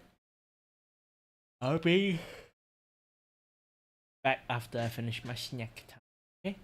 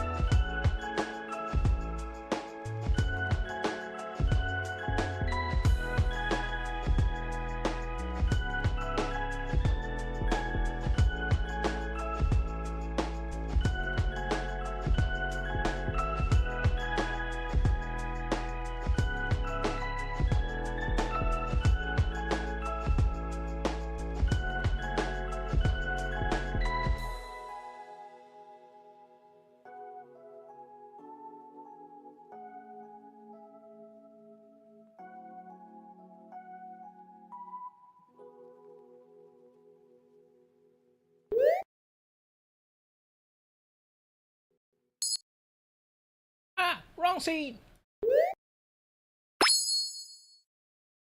Ba, ba, ba, ba, ba, ba, da, ba.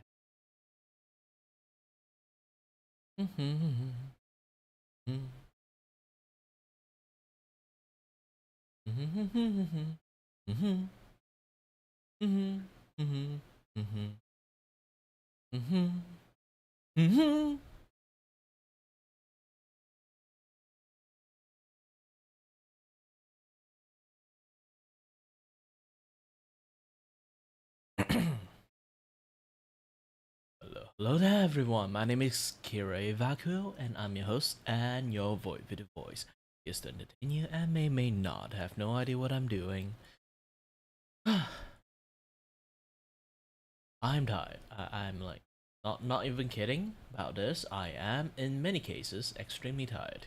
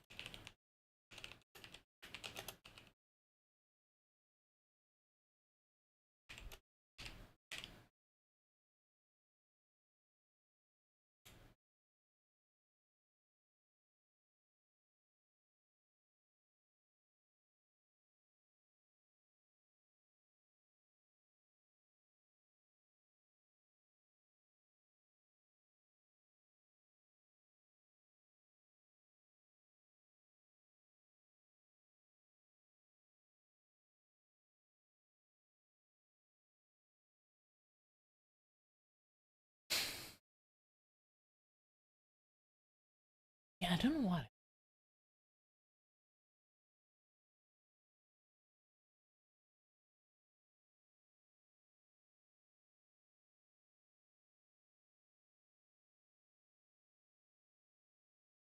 Better stuff.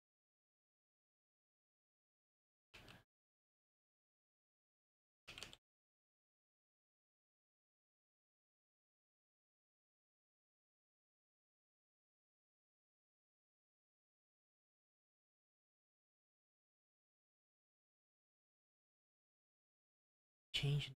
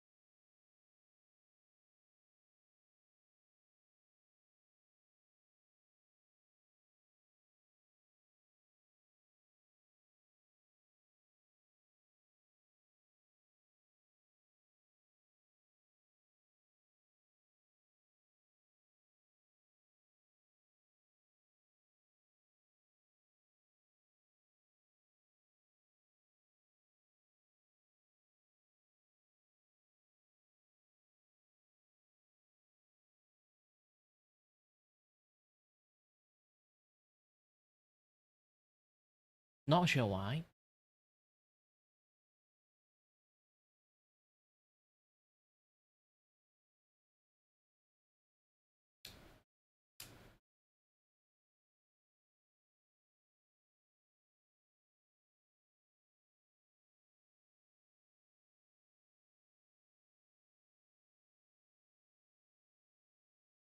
Man, so many things is always this one get leaked into the systems.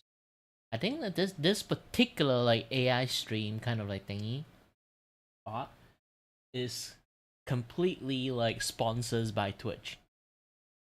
Because there's no way Twitch like don't ban this like very hyper specific you know, that they don't change anything. It's just always the same. It's always this phrase. So if like Twitch never really like change anything, is definitely, you know,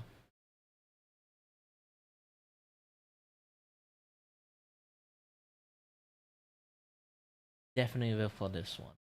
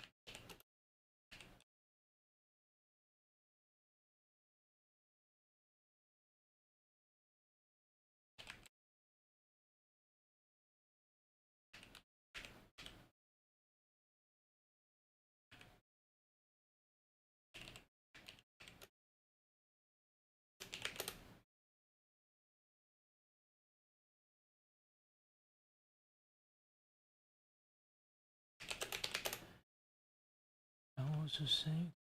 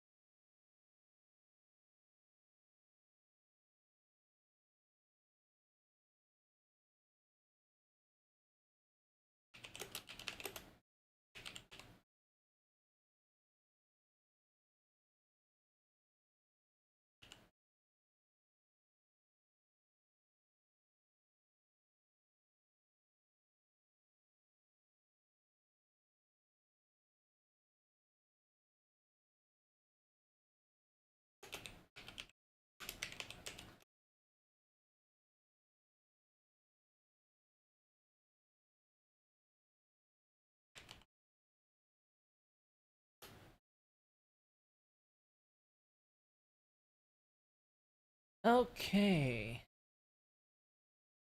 Shit.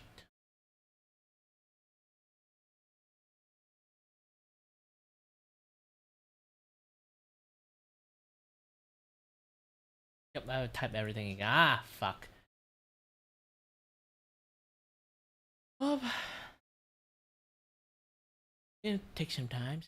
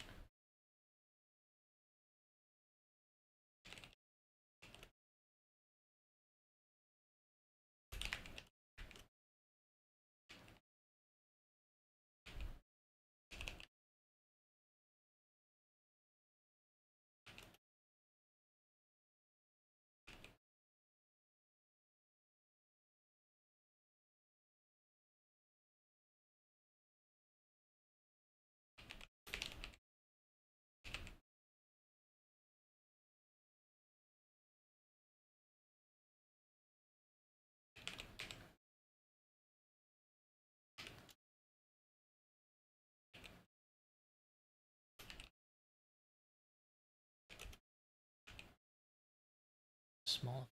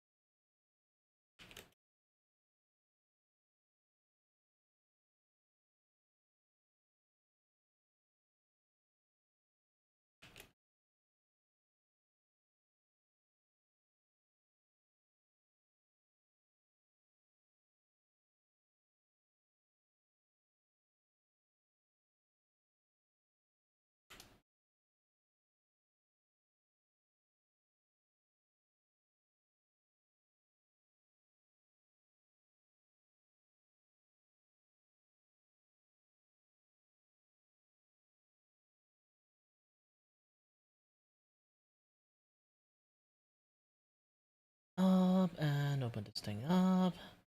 Ooh, the computer is going to be a little bit laggy. Little bit? I hope it's just a little bit.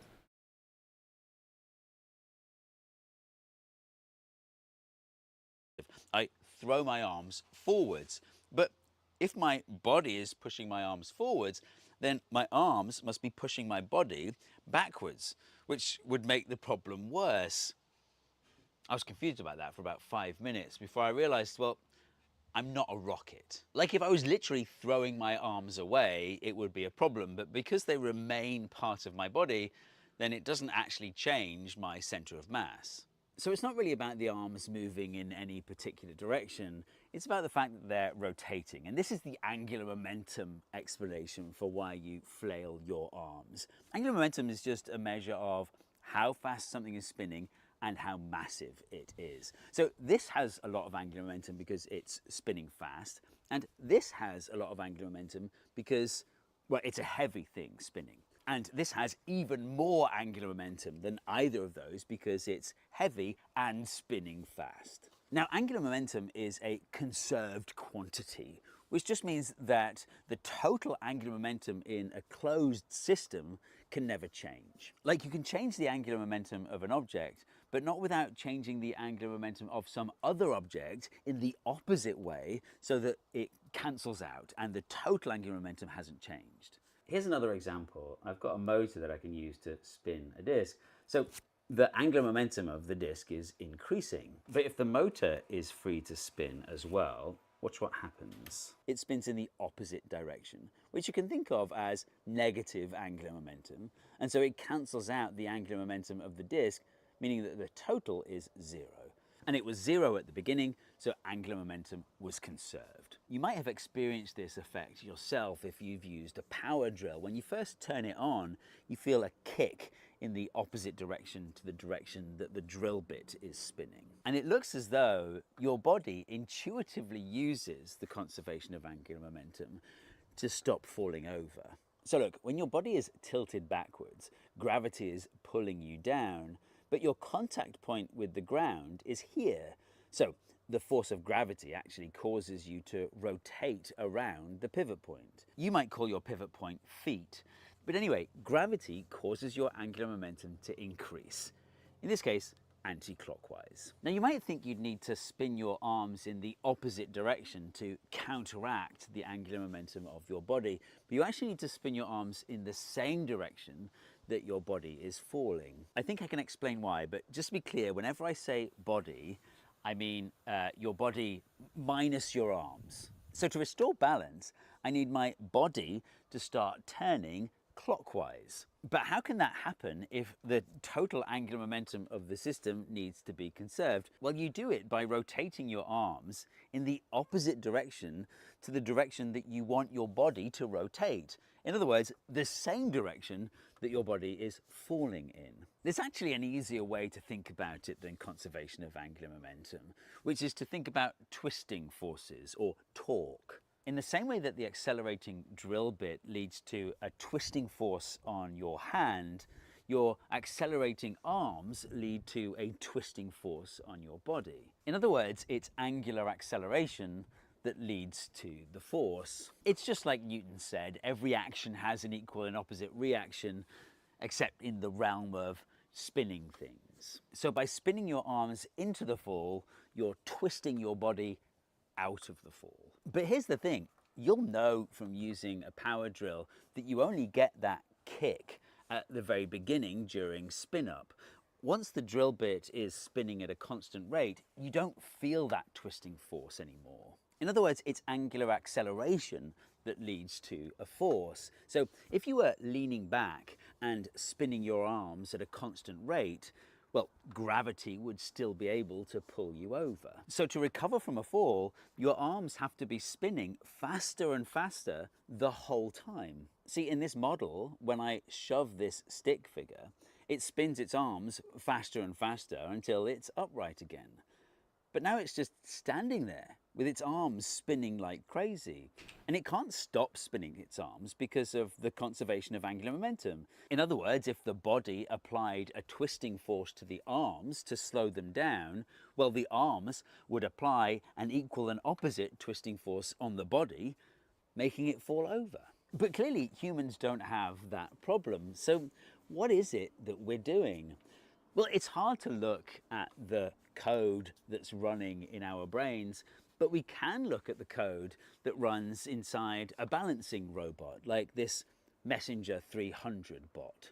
And when you look at the code, you find actually quite a simple equation. The amount of torque that should be applied to the arms of the robot depends on just 3 things. How tilted back the robot is, how fast it's tilting back, and how fast the arms are already spinning. So this is the equation. The torque that should be applied to the arms is some number multiplied by the tilt, plus some other number multiplied by how fast the robot is tilting over, and some third number multiplied by how fast the arms are spinning already.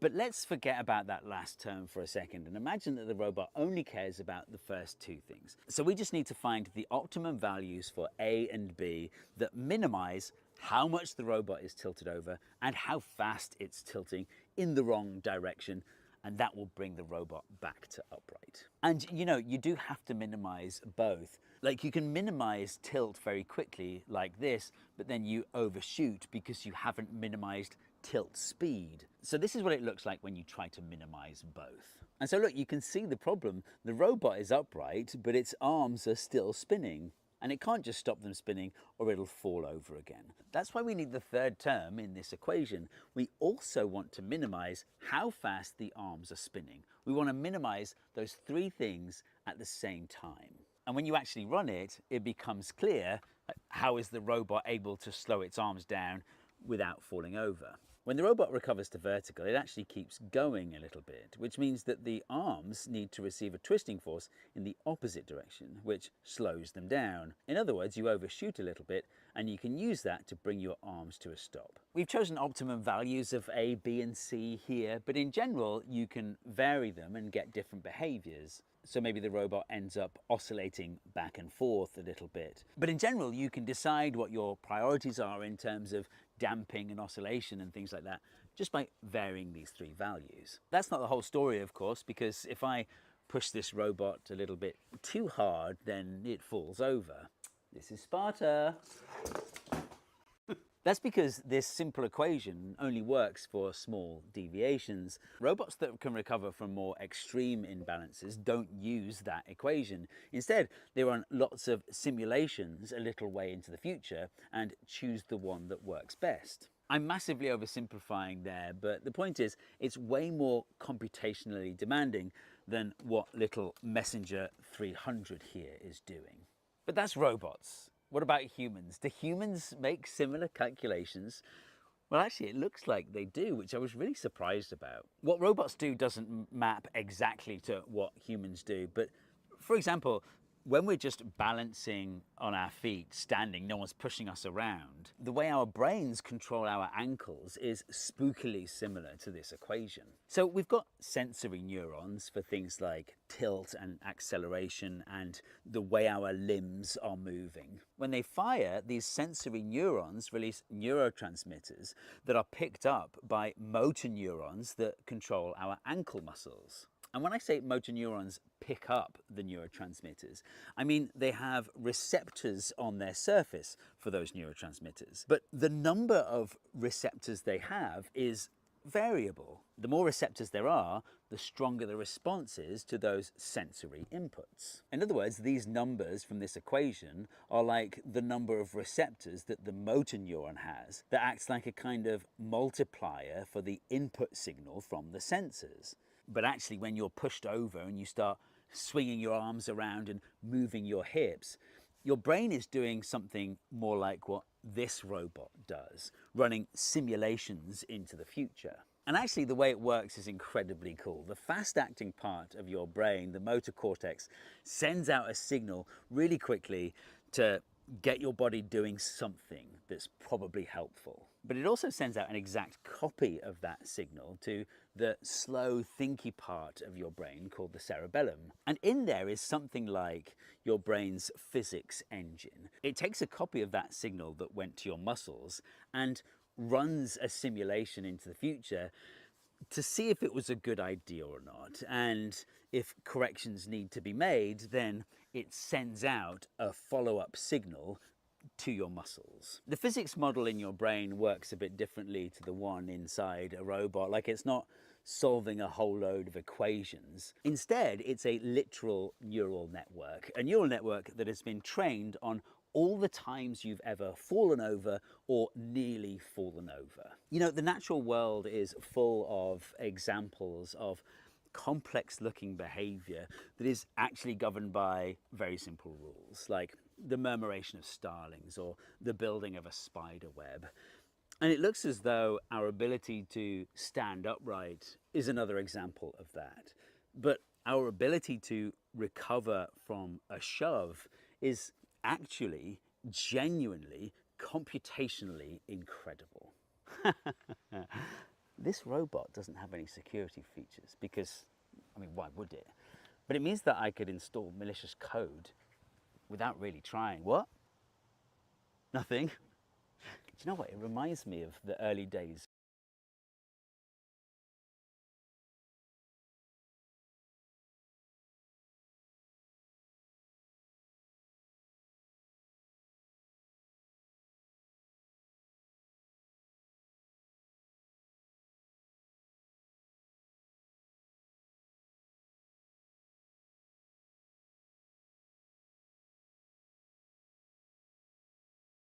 Imagine an element so rare that all of it would fit into less than a teaspoon. This element is astatine, element 85, the rarest natural occurring element on Earth. It sits in the same chemical family as fluorine, chlorine, bromine, and iodine, the halogens. But unlike those familiar elements, astatine barely exists at all.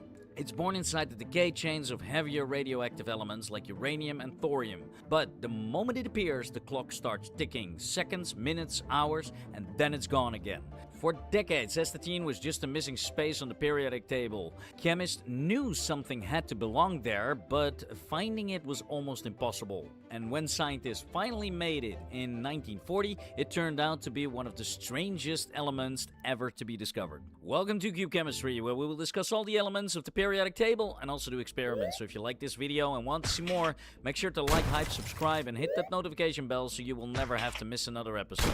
Also, make sure to fill in the poll in the post section of the channel for next week, as we will be discussing another element again. So when we received this cube, I was very surprised. I did not think I would actually see an element in this cube, but there is. But Engineered Lab is playing a little bit of a trick on us here, because if you watched, for instance, the uranium episode, you would know what this is. The sample contained in this cube is uranium autunite, which is about 50% uranium by weight. It is estimated that there are approximately 5 atoms of astatine for every 1 gram of uranium via nuclear decay. Now, given that they put about 2 grams of uranium autunite in each cube, you would have 0 to 5 atoms of astatine in your model at any given moment. These atoms will theoretically only last about 2.5 seconds each. So does it contain pure astatine? No, it does not. Engineered Labs could have taken the approach from Nova Elements. They send us a vial with absolutely nothing in there. But honestly, I like the approach from Engineered Labs better. That brings us to the question, can you lick it? So let's see what the periodic licking table at everydaysciencestuff.com has to say. Well, this one is obvious. The rarest natural occurring element, highly radioactive, and it would vaporize itself and you instantly. It is extremely radioactive and a halogen, so no, don't do that. Now, I challenge every one of you to try and snort it. I mean, you would need to grind the whole world to get a teaspoon of it, and then it would evaporate within 2.5 seconds. So, good luck with that. Now, everyone who watches Cube Chemistry for a while knows the question, can you lick it? Now, most of the time the answer is absolutely not. But on July 8th, we're turning that idea into something you can actually taste. With our Cube Chemistry chocolate box and the limited 118-day Can You Eat It Advent calendar, an edible journey through the periodic table where August 30 is day 1 and the birthday of Isaac Newton is day 118. Others would refer to that day as Christmas. Each chocolate represents an element and comes in a wrapper that shows whether that element is safe, dangerous, or completely unlickable in real life. Now, since we're trying this out, we're only going to make 390 of those advent calendars this year. So once they're gone, they're gone. And if you order before the end of July, we'll cover the shipping. And if you don't want to wait 118 days, well, we also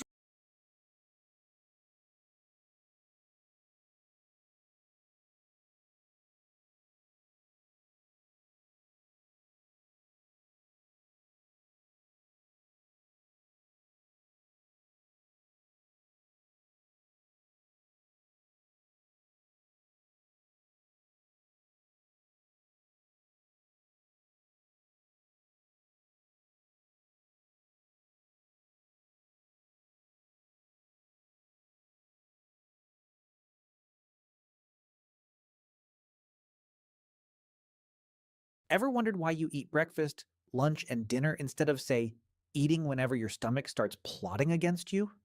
Because honestly, that would make more sense. Your body doesn't run on a schedule designed by a Roman senator. And yet, here we are, 3 meals a day, every day, like clockwork. Like it's some kind of biological AI.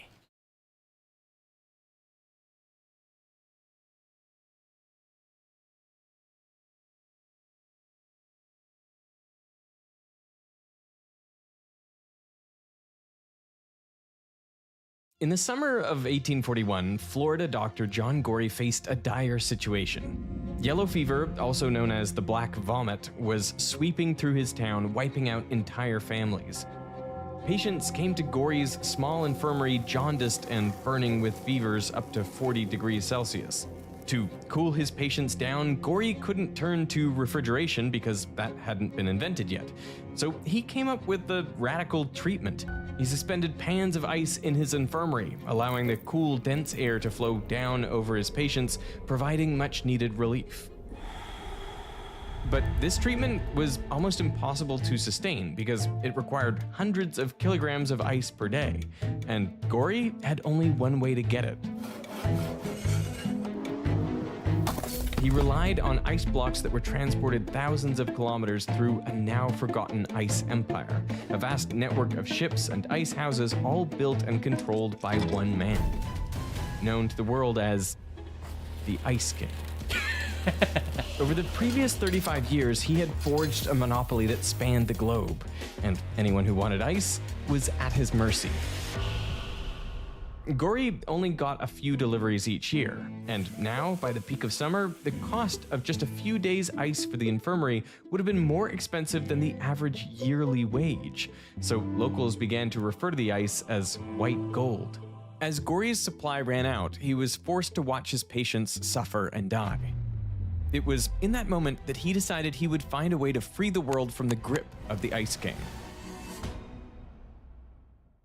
By the turn of the 19th century, most of America's ice came from the northern states, where thousands of square kilometers of lakes would freeze over for much of the year. The hard part was getting all that ice out. To get ice out of a lake or river, first of all, you had to trust that it was deep enough to support your weight. Then there's no way to really tell. Then you had to walk out several feet onto this plane of ice, take a saw that's as long as I am tall, and then carve the very ice that you're standing on and just, hope to heaven that it doesn't sink. Then you had to kind of float it to shore, and a horse would help to kind of pull the ice into the back of a wagon.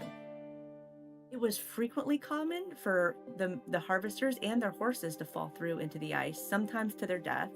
This dangerous and painstaking process meant that ice remained a rare commodity, available mostly to wealthy landowners. One of the few who had access to it was 22-year-old Boston merchant Frederick Tudor. In the winter of 1805, Tudor was thinking back to a tragic incident that had happened 4 years earlier. He and his brother came down with a bad fever while visiting the Caribbean. Back home, they would have just asked their servants to get some ice. But on the islands, ice was unheard of. With no way to cool down, the brothers cut their trip short and returned to America. And while Frederick recovered, his brother did not. Today, we know that ice wouldn't have saved his brother's life because he likely suffered from a rare case of bone tuberculosis. But at the time, Tudor believed that it was the lack of ice on the islands that was responsible for his brother's death. It was this painful memory that gave him an idea. What if he could be the one to bring ice to the Caribbean and, in the process, make his fortune? So Tudor got to work. He hired dozens of men to gather ice and approached investors to help finance a ship. But to the investors, this plan seemed ridiculous. Tudor wrote, "People only laugh when I tell them I'm going to carry ice to the West Indies," which is understandable because the journey would take 3 weeks, sailing through warm seas under the blazing Caribbean sun. I mean, can you really transport ice in those conditions for that long? Wouldn't it all just melt? It turns out people had figured out ways to make ice last a long time, even thousands of years ago. As far back as 500 BC, in the scorching summers of the Persian Empire, ancient kings like Xerxes enjoyed refreshing frozen desserts, even when the outside temperature climbed as high as 35 degrees Celsius. Now, ice in the desert might seem strange, but during the winter months, temperatures can drop dramatically. So the Persians filled shallow pools with water, which would freeze overnight, and in the morning, they would break up the ice sheets and collect the pieces. To make that ice last until the summer, they used 3 key techniques. Let's try a simple experiment.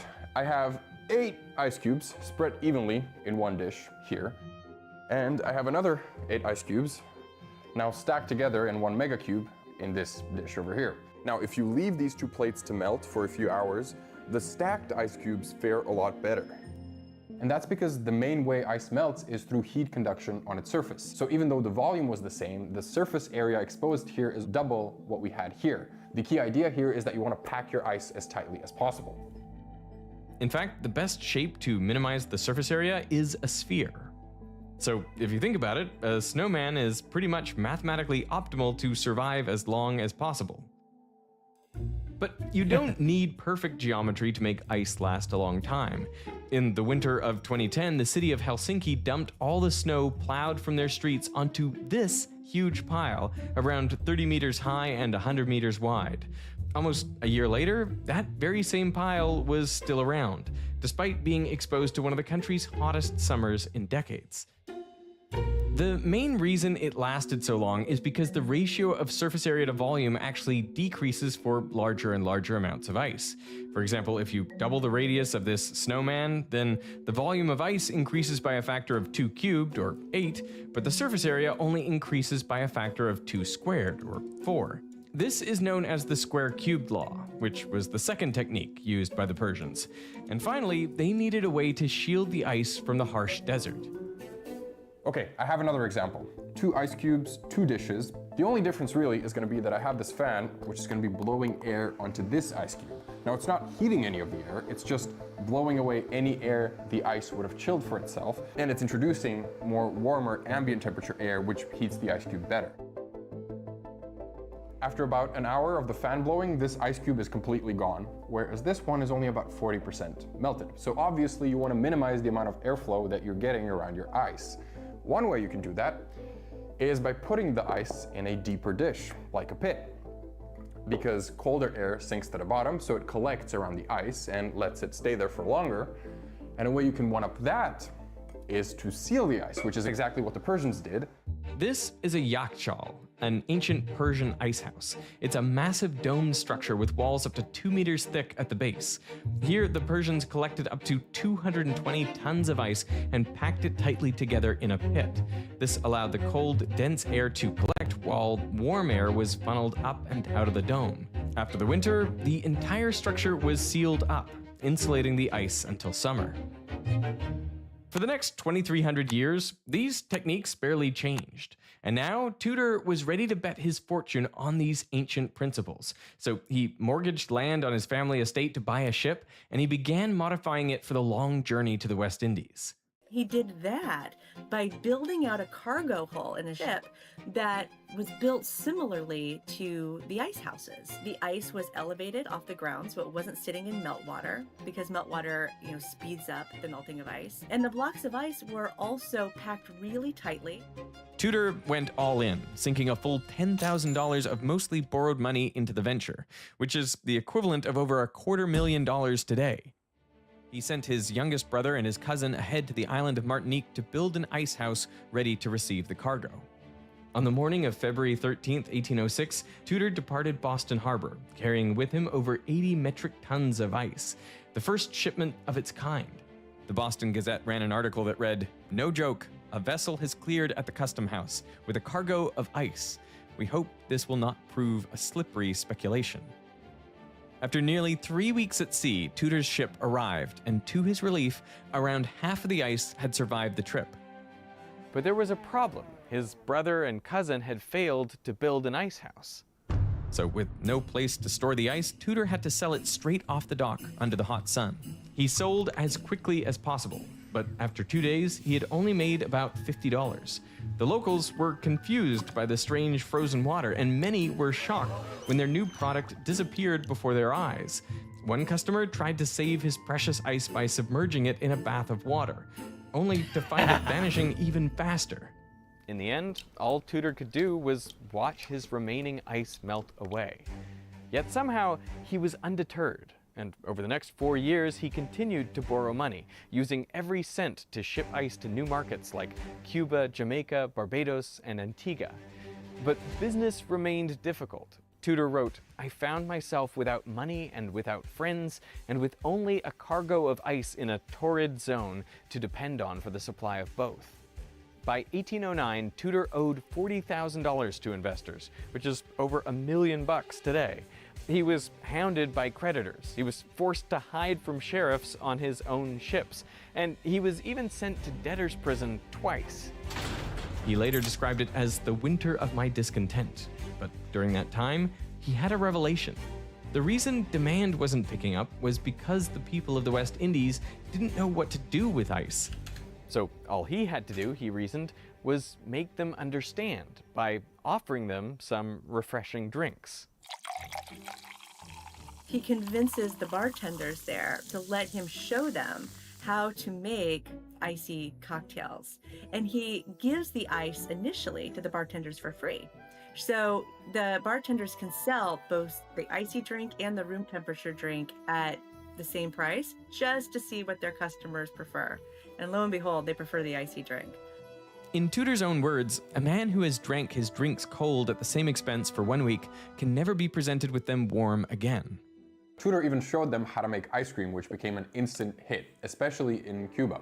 150 years later, during the Cuban Revolution, its leader, Fidel Castro, was obsessed with ice cream. He was actually known to eat up to 18 scoops after lunchtime, which is a bit crazy. His sweet tooth was so famous that the CIA actually tried to assassinate him with a poisoned milkshake. Now, back in Tudor's day, his work was finally paying off. The cafe owners in the West Indies started asking him for more and more ice, and he realized that he could increase his profits just by refining his methods. So he started using sawdust to insulate his ice on the ships, because sawdust was a phenomenal insulator that you could basically get for free from all the sawmills around Boston. They were just trying to get rid of it. And he also replaced the manual saws at the lakes with horse-drawn plows, which made it all the easier to get the ice out. Because of that, the price of extracting a ton of ice dropped from around 30 cents all the way down to 10 cents. By the 1820s, Tudor was finally turning a profit, and the ice trade began to pick up. So much so that copycat businesses began to crop up. But Tudor wasn't about to let anyone else have a share of the market he created, so to maintain his monopoly, he often undercut his competition until they either gave up or went out of business. Tudor's ambition didn't end there, and he wrote that there was an experiment I have been desirous of making for 20 years. In 1833, he took on his biggest challenge yet, a 4-month journey to ship ice halfway across the world to Calcutta, India.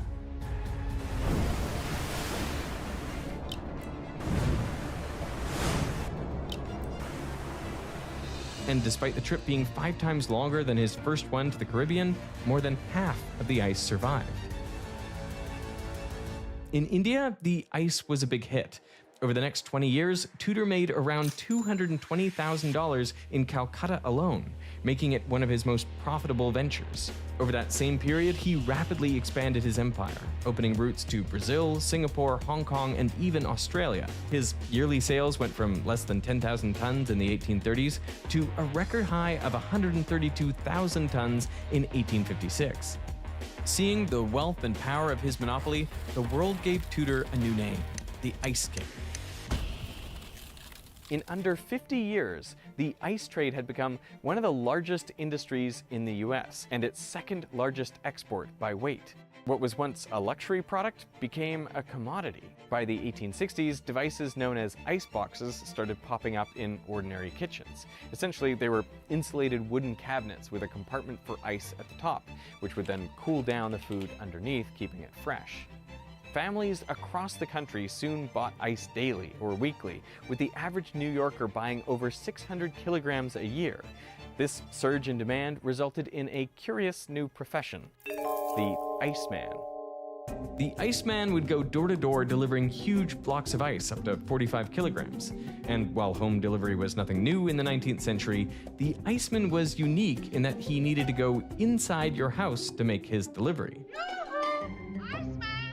All all kinds of rumors and jokes and cultural thoughts started to crop up. And if you look at some of the most popular songs at the time, She Fell in Love with the Iceman, or The Iceman Took My Wife.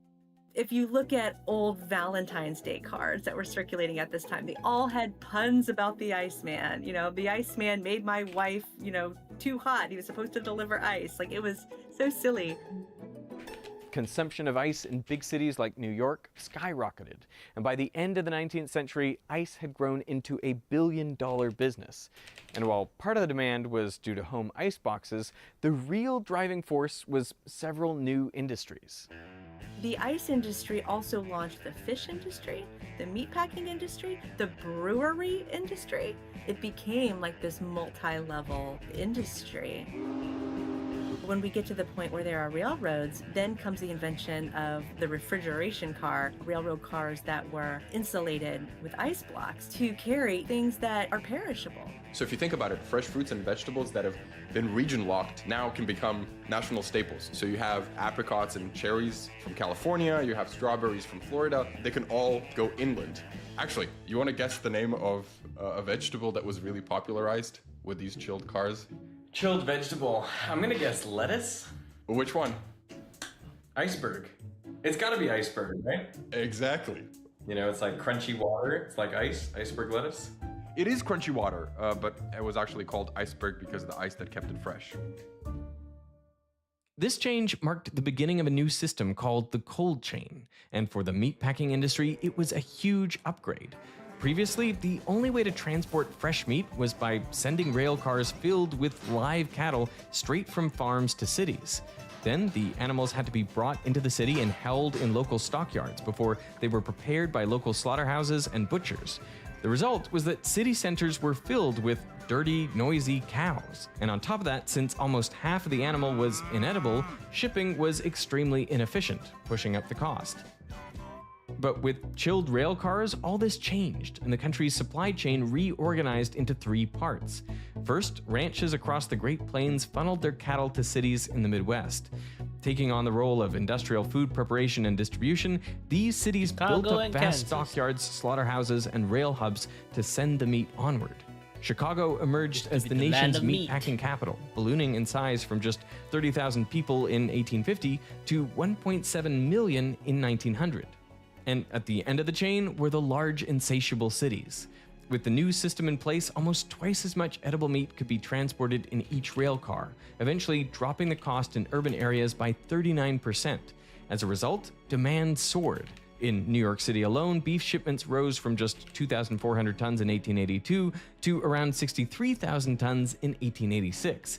That's a 25-fold increase in just 4 years. But more importantly, with a national distribution network to rely on, these cities no longer needed to prepare meat locally. They could finally get rid of all the infrastructure and herds of cows in the city center, freeing up the land for things like housing, offices, and factories. This fundamentally changed their structure and gave rise to the modern city of today.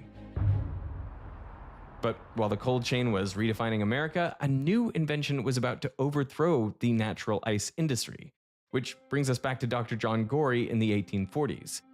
A few scientists had devised and even built prototype cooling machines, but they weren't commercially viable. And Gorey wasn't faring any better. He had spent 3 years struggling to make artificial ice with no success. But one night, while experimenting with an air pump to drain a bucket, he noticed that if he let the air expand quickly, it formed a thin layer of ice on the surface of the water. He had just stumbled upon the breakthrough he needed, and he set about creating a prototype based on this idea. Take a sealed cylinder filled with air and a piston that can move inside it. We'll assume there's no friction or heat loss to the environment. When the piston pushes down, the air is compressed, increasing its pressure and temperature. The reason the temperature increases is because as the piston pushes down, it moves toward the air molecules. So when a molecule bounces off this moving surface, it gains a little bit of speed. And since the temperature is proportional to the molecule's speed squared, well, the air must heat up. But notice that this process is completely reversible. If the piston is released, the high-pressure air pushes the piston back until the pressure equalizes. So now when one of the molecules bounces off the piston, it loses a little bit of speed. Gory knew that if he simply let all of this hot, high-pressure air expand, it would return back to roughly its original temperature, which wouldn't be very helpful. But what if he first cooled the air and then let it expand? Well, then its temperature would drop far lower than the ambient air. He started with a similar setup, a cylinder and a piston that were powered by a hand crank, which he then attached to a large air tank. As Gory turned the crank, the piston moved down, compressing the air and raising its temperature. To prevent the air from being sucked out of the large tank, Gory added a one-way valve at the bottom of the cylinder. He also added a similar valve at the top of the piston so that the cylinder could refill with fresh air. So now, with each turn of the crank, more and more air was added to the tank, which allowed Gory to increase the pressure to around 10 atmospheres. But then he added one extra step. In between the piston and the tank, he placed a big bucket of water, and he forced the air through a submerged pipe. This cooled the air down to around the same temperature as the water. The result was that his tank was still filled with high-pressure air, but instead of being hot, it was cool. So now, when Gory released some of his cool air into another cylinder with a piston, the air rapidly expanded. This cooled the air down below its starting point and dropped it to freezing temperatures. Gory then placed this entire cylinder inside a large tank of water, finally making ice. But to avoid the entire tank freezing solid and clogging up his machine, he used one final trick. Instead of fresh water, he filled the final tank with salt water, which freezes below 0 degrees Celsius. Since the salt water remained liquid, he then submerged metal molds of fresh water until they froze into solid blocks, essentially creating the world's first ice cube tray. For the first time ever, ice could be created anywhere, even in the heat of the Florida summer. And when he, says to the world, like, I've invented ice, the reaction was, the hell you have. What, no man should be creating ice. Only God can create ice. And what John Gory also didn't realize is that in the first public venues in which he announces his ice machine, Frederick Tudor has his associates in the audience. And Frederick Tudor is a man who does not take lightly to threats to his empire. And what bigger threat to the, natural ice harvesting empire is there than human-made ice? There was no way the Ice King was giving up his empire without a fight. What he ends up doing is he ends up paying editors up and down the eastern seaboard at newspapers to publish scandalous news articles about John Gory. So everywhere from Tallahassee up to New York, you see newspapers publishing headlines like, there's this crank that thinks he can make ice as good as God Almighty. And ultimately, John Gory, he does patent his machine, but he never makes a dime on it. Gory spent the next few years in financial ruin. A decade later, he died alone and penniless, most likely succumbing to malaria. There are reports he suffered an extremely high fever in his final days, the very symptom he had tried to alleviate for so many years. Businessmen are fucking evil. Edison's fucking evil. This fucking Ice King? Fucking evil. But Gory's invention hadn't been completely ignored. Soon, others began work on artificial cooling machines, including James Harrison, a Scottish-born engineer working in Australia. Harrison noticed that Gory's machine had one big drawback. It relied on just two components to move heat, a compressor and an expansion engine. So instead of using air to cool his machine, he tried a different approach. I have a can of freeze spray here, which is a liquid that when I press down on this button, comes out and immediately evaporates into a very, very low temperature gas. So what I'm gonna do is I'm gonna blast it at this cup of water, and the process is actually so effective that in essentially under a minute, I'm able to get some ice to form in there. Okay, so after a layer of water, what you get is a bunch of ice. Now, the reason this works is because something special happens when a substance changes phase. So in order to go from a liquid to a gas, it needs to absorb a lot of energy. And pretty much all this energy goes into overcoming the force of attraction between molecules so that they can disperse and go into the gas phase. Harrison realized he could take advantage of this effect by forcing a fluid to continuously evaporate and condense as it's going through a loop. A modern version looks something like this. Start by adding a liquid under high pressure to a loop. Passing this liquid through an expansion valve drops the pressure and temperature, causing some of the liquid to immediately turn into a gas. The mixture then passes into an evaporator coil where the remaining liquid continues to boil. But this phase change requires a lot of energy, so the liquid absorbs heat from the environment, and this is what creates the cooling effect. The cold gas is then cycled through a compressor, raising its temperature, and then it's pushed through a condenser coil. Here, the hot gas cools and turns back into a liquid, releasing the absorbed heat back into the environment, before returning to the expansion valve. By repeating this cycle over and over again, Harrison was reportedly able to manufacture as much as 3,000 kilograms of ice per day, and his machine was a huge commercial success. Meanwhile, public resistance to godless ice and artificial cooling began to fade, overshadowed by a growing health crisis linked to natural ice.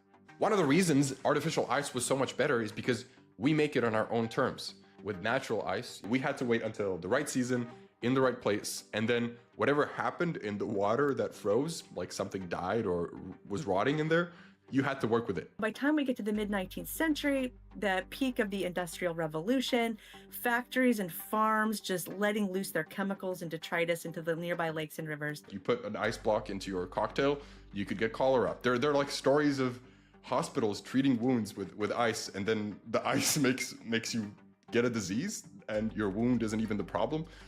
They're getting cholera, they're getting food poisoning or ice poisoning. I mean, they're getting very, very sick.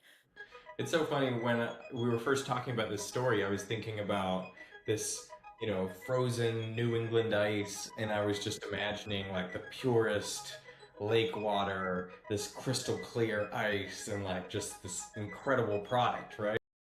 Like the very beginning, I already say, like it's a dangerous job. The horse fell in, the horse can die in there. Human fell in, human can die in there. The water itself is not the best water in the world.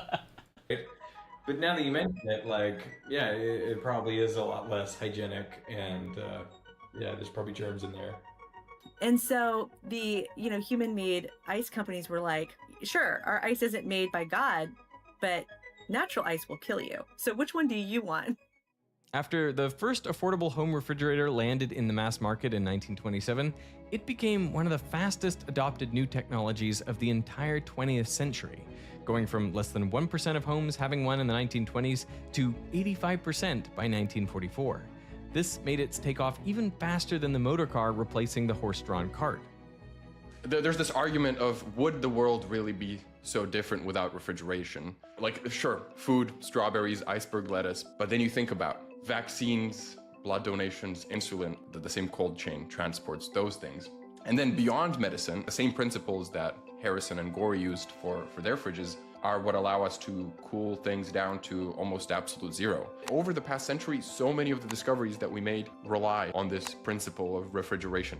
MRIs, the Large Hadron Collider at CERN, the James Webb Telescope, all of that is also refrigeration. And my favorite is the PCR story, where Thermus Aquaticus was in a fridge for 16 years before Kary Mullis discovered it. There wouldn't have been that connection to make PCR viable in that way without a fridge.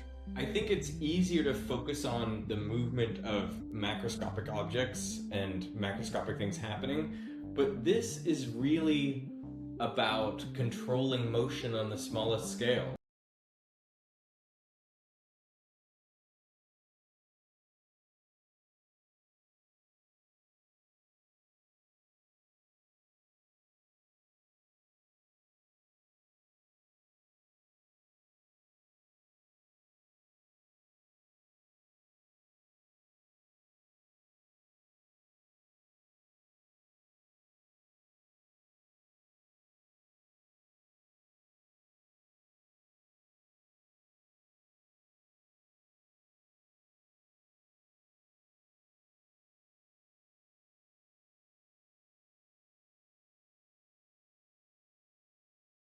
In 1929 in Chicago, people kept mysteriously dying inside their homes.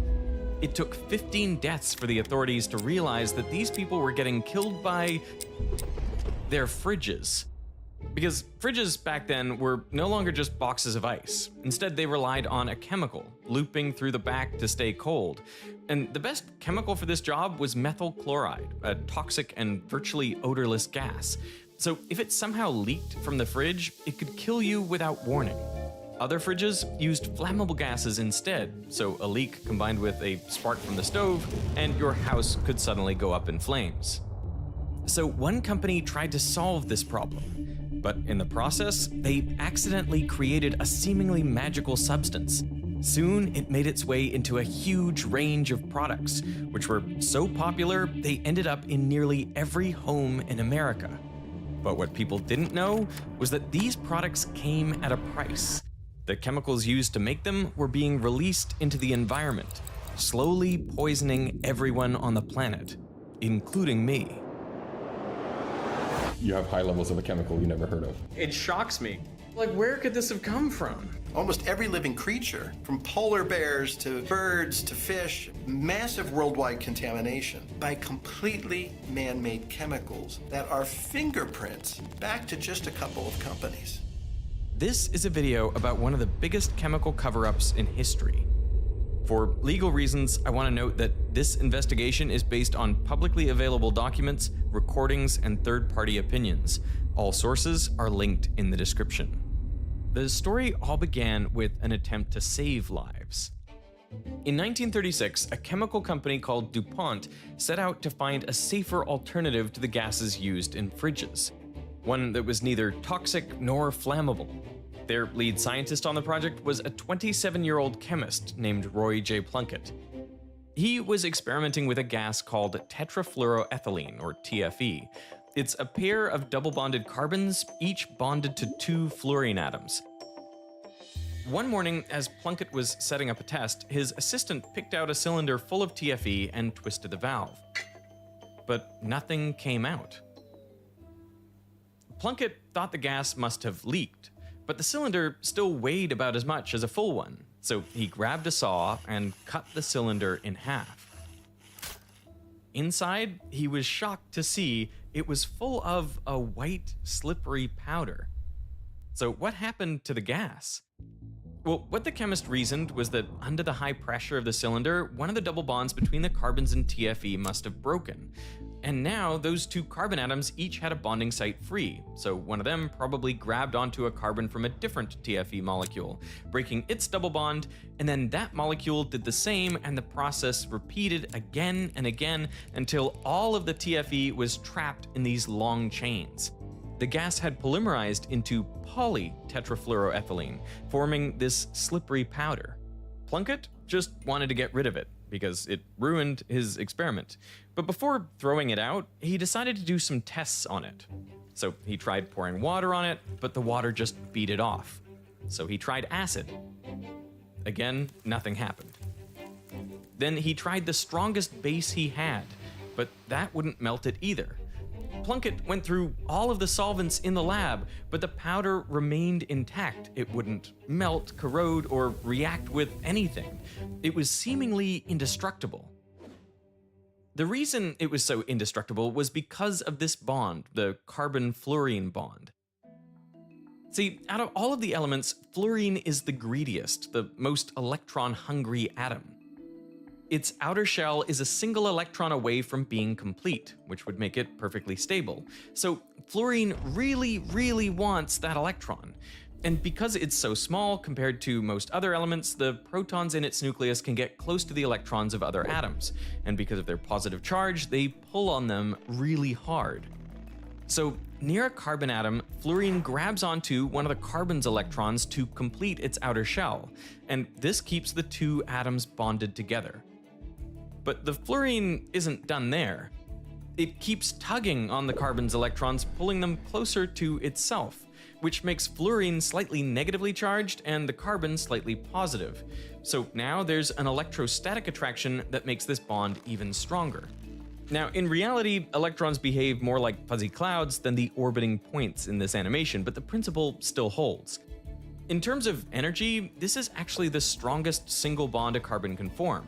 So if other atoms or molecules get close, they're essentially ignored. and Plunkett's magic powder was completely covered in carbon-fluorine bonds, so it hardly reacted with anything. Okay, so he's got this incredibly nerd stuff. Was he really trying to get rid of it? He actually didn't know what to do with it, because, like, what do you do with a material that doesn't, react with anything? But luckily, his employer, DuPont, they were actually working with the US Army on the Manhattan Project. So they were refining uranium and plutonium, because of course there's a World War II reference in a Veritasium video. You just have to have it. To get the fuel for nuclear bombs, enriched uranium, you first have to turn the uranium into a gas, uranium hexafluoride. It was a nasty chemical that corroded everything. So all the gaskets, seals, and miles of pipe in the plant at Oak Ridge had to constantly be replaced, slowing down production. But then DuPont was like, listen, we have this seemingly indestructible chemical, right? It doesn't react with stuff, it doesn't corrode, so maybe we can try and use it against uranium hexafluoride. So they get a bunch of this powder, they cram it together under high pressure to create these cakes, essentially. Now you had a solid of this material that you could machine into gaskets and cylinders that you could push into these pipes. They put these tube linings into the pipe, and boom, it works like magic, like a charm. The uranium hexafluoride was no match for this magic material. As Gordon Fee, the manager of the nuclear weapons plant, put it, there was never a substitute considered, as far as I know.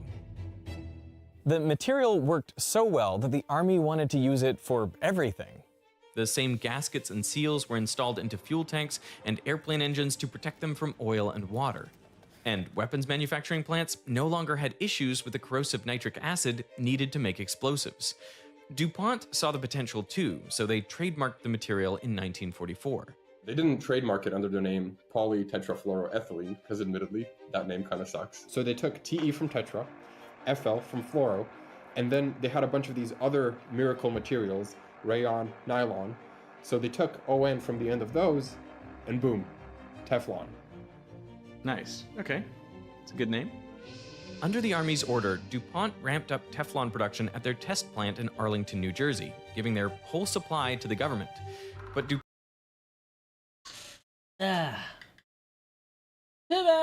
bad. Actually, Teflon is not the main bad guy. It's just the chemical that glue Teflon onto stuff is the bad things. Because Teflon is basically just like super, non-sticky stuff. Even eat Teflon, you can just shit it out without any issues because it really do not react to anything. You just eat Teflon, shit Teflon. It doesn't absorb into the blood. But the problem is just like Teflon, it's because it is not sticking to anything. Now you kind of think of it, how do they fucking stick on the pan in the first place? So yeah, they use a certain type of glue to kind of glue on the Teflon onto the pan, and then they wash off the glue. Yeah, the glue itself is the poison. And once they wash off the glue, voila, something that can stick onto even Teflon onto stuff. How do you imagine that how toxic that fucking glue is? Obviously it's a fucking glue. Obviously it's fucking toxic. And they wash it up and then just dunk it into the river. Science. Yeah. Times change. Lots of different.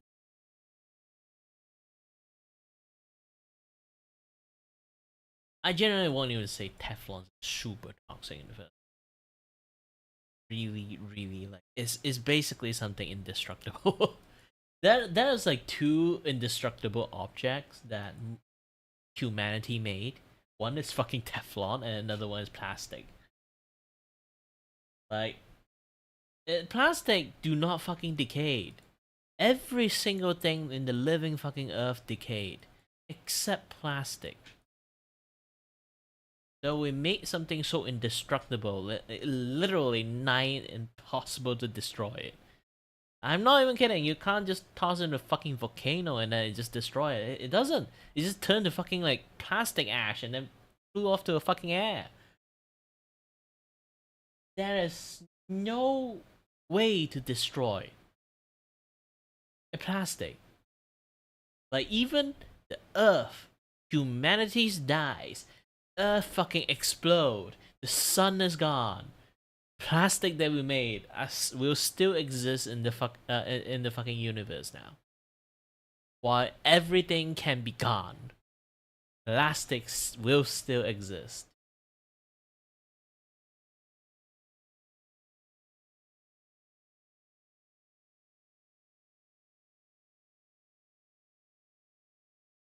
Anyway, I am very tired. I'm going to take my break. And as always, guys, stay healthy, stay safe. Until next time, stay tuned on the next stream. Bye.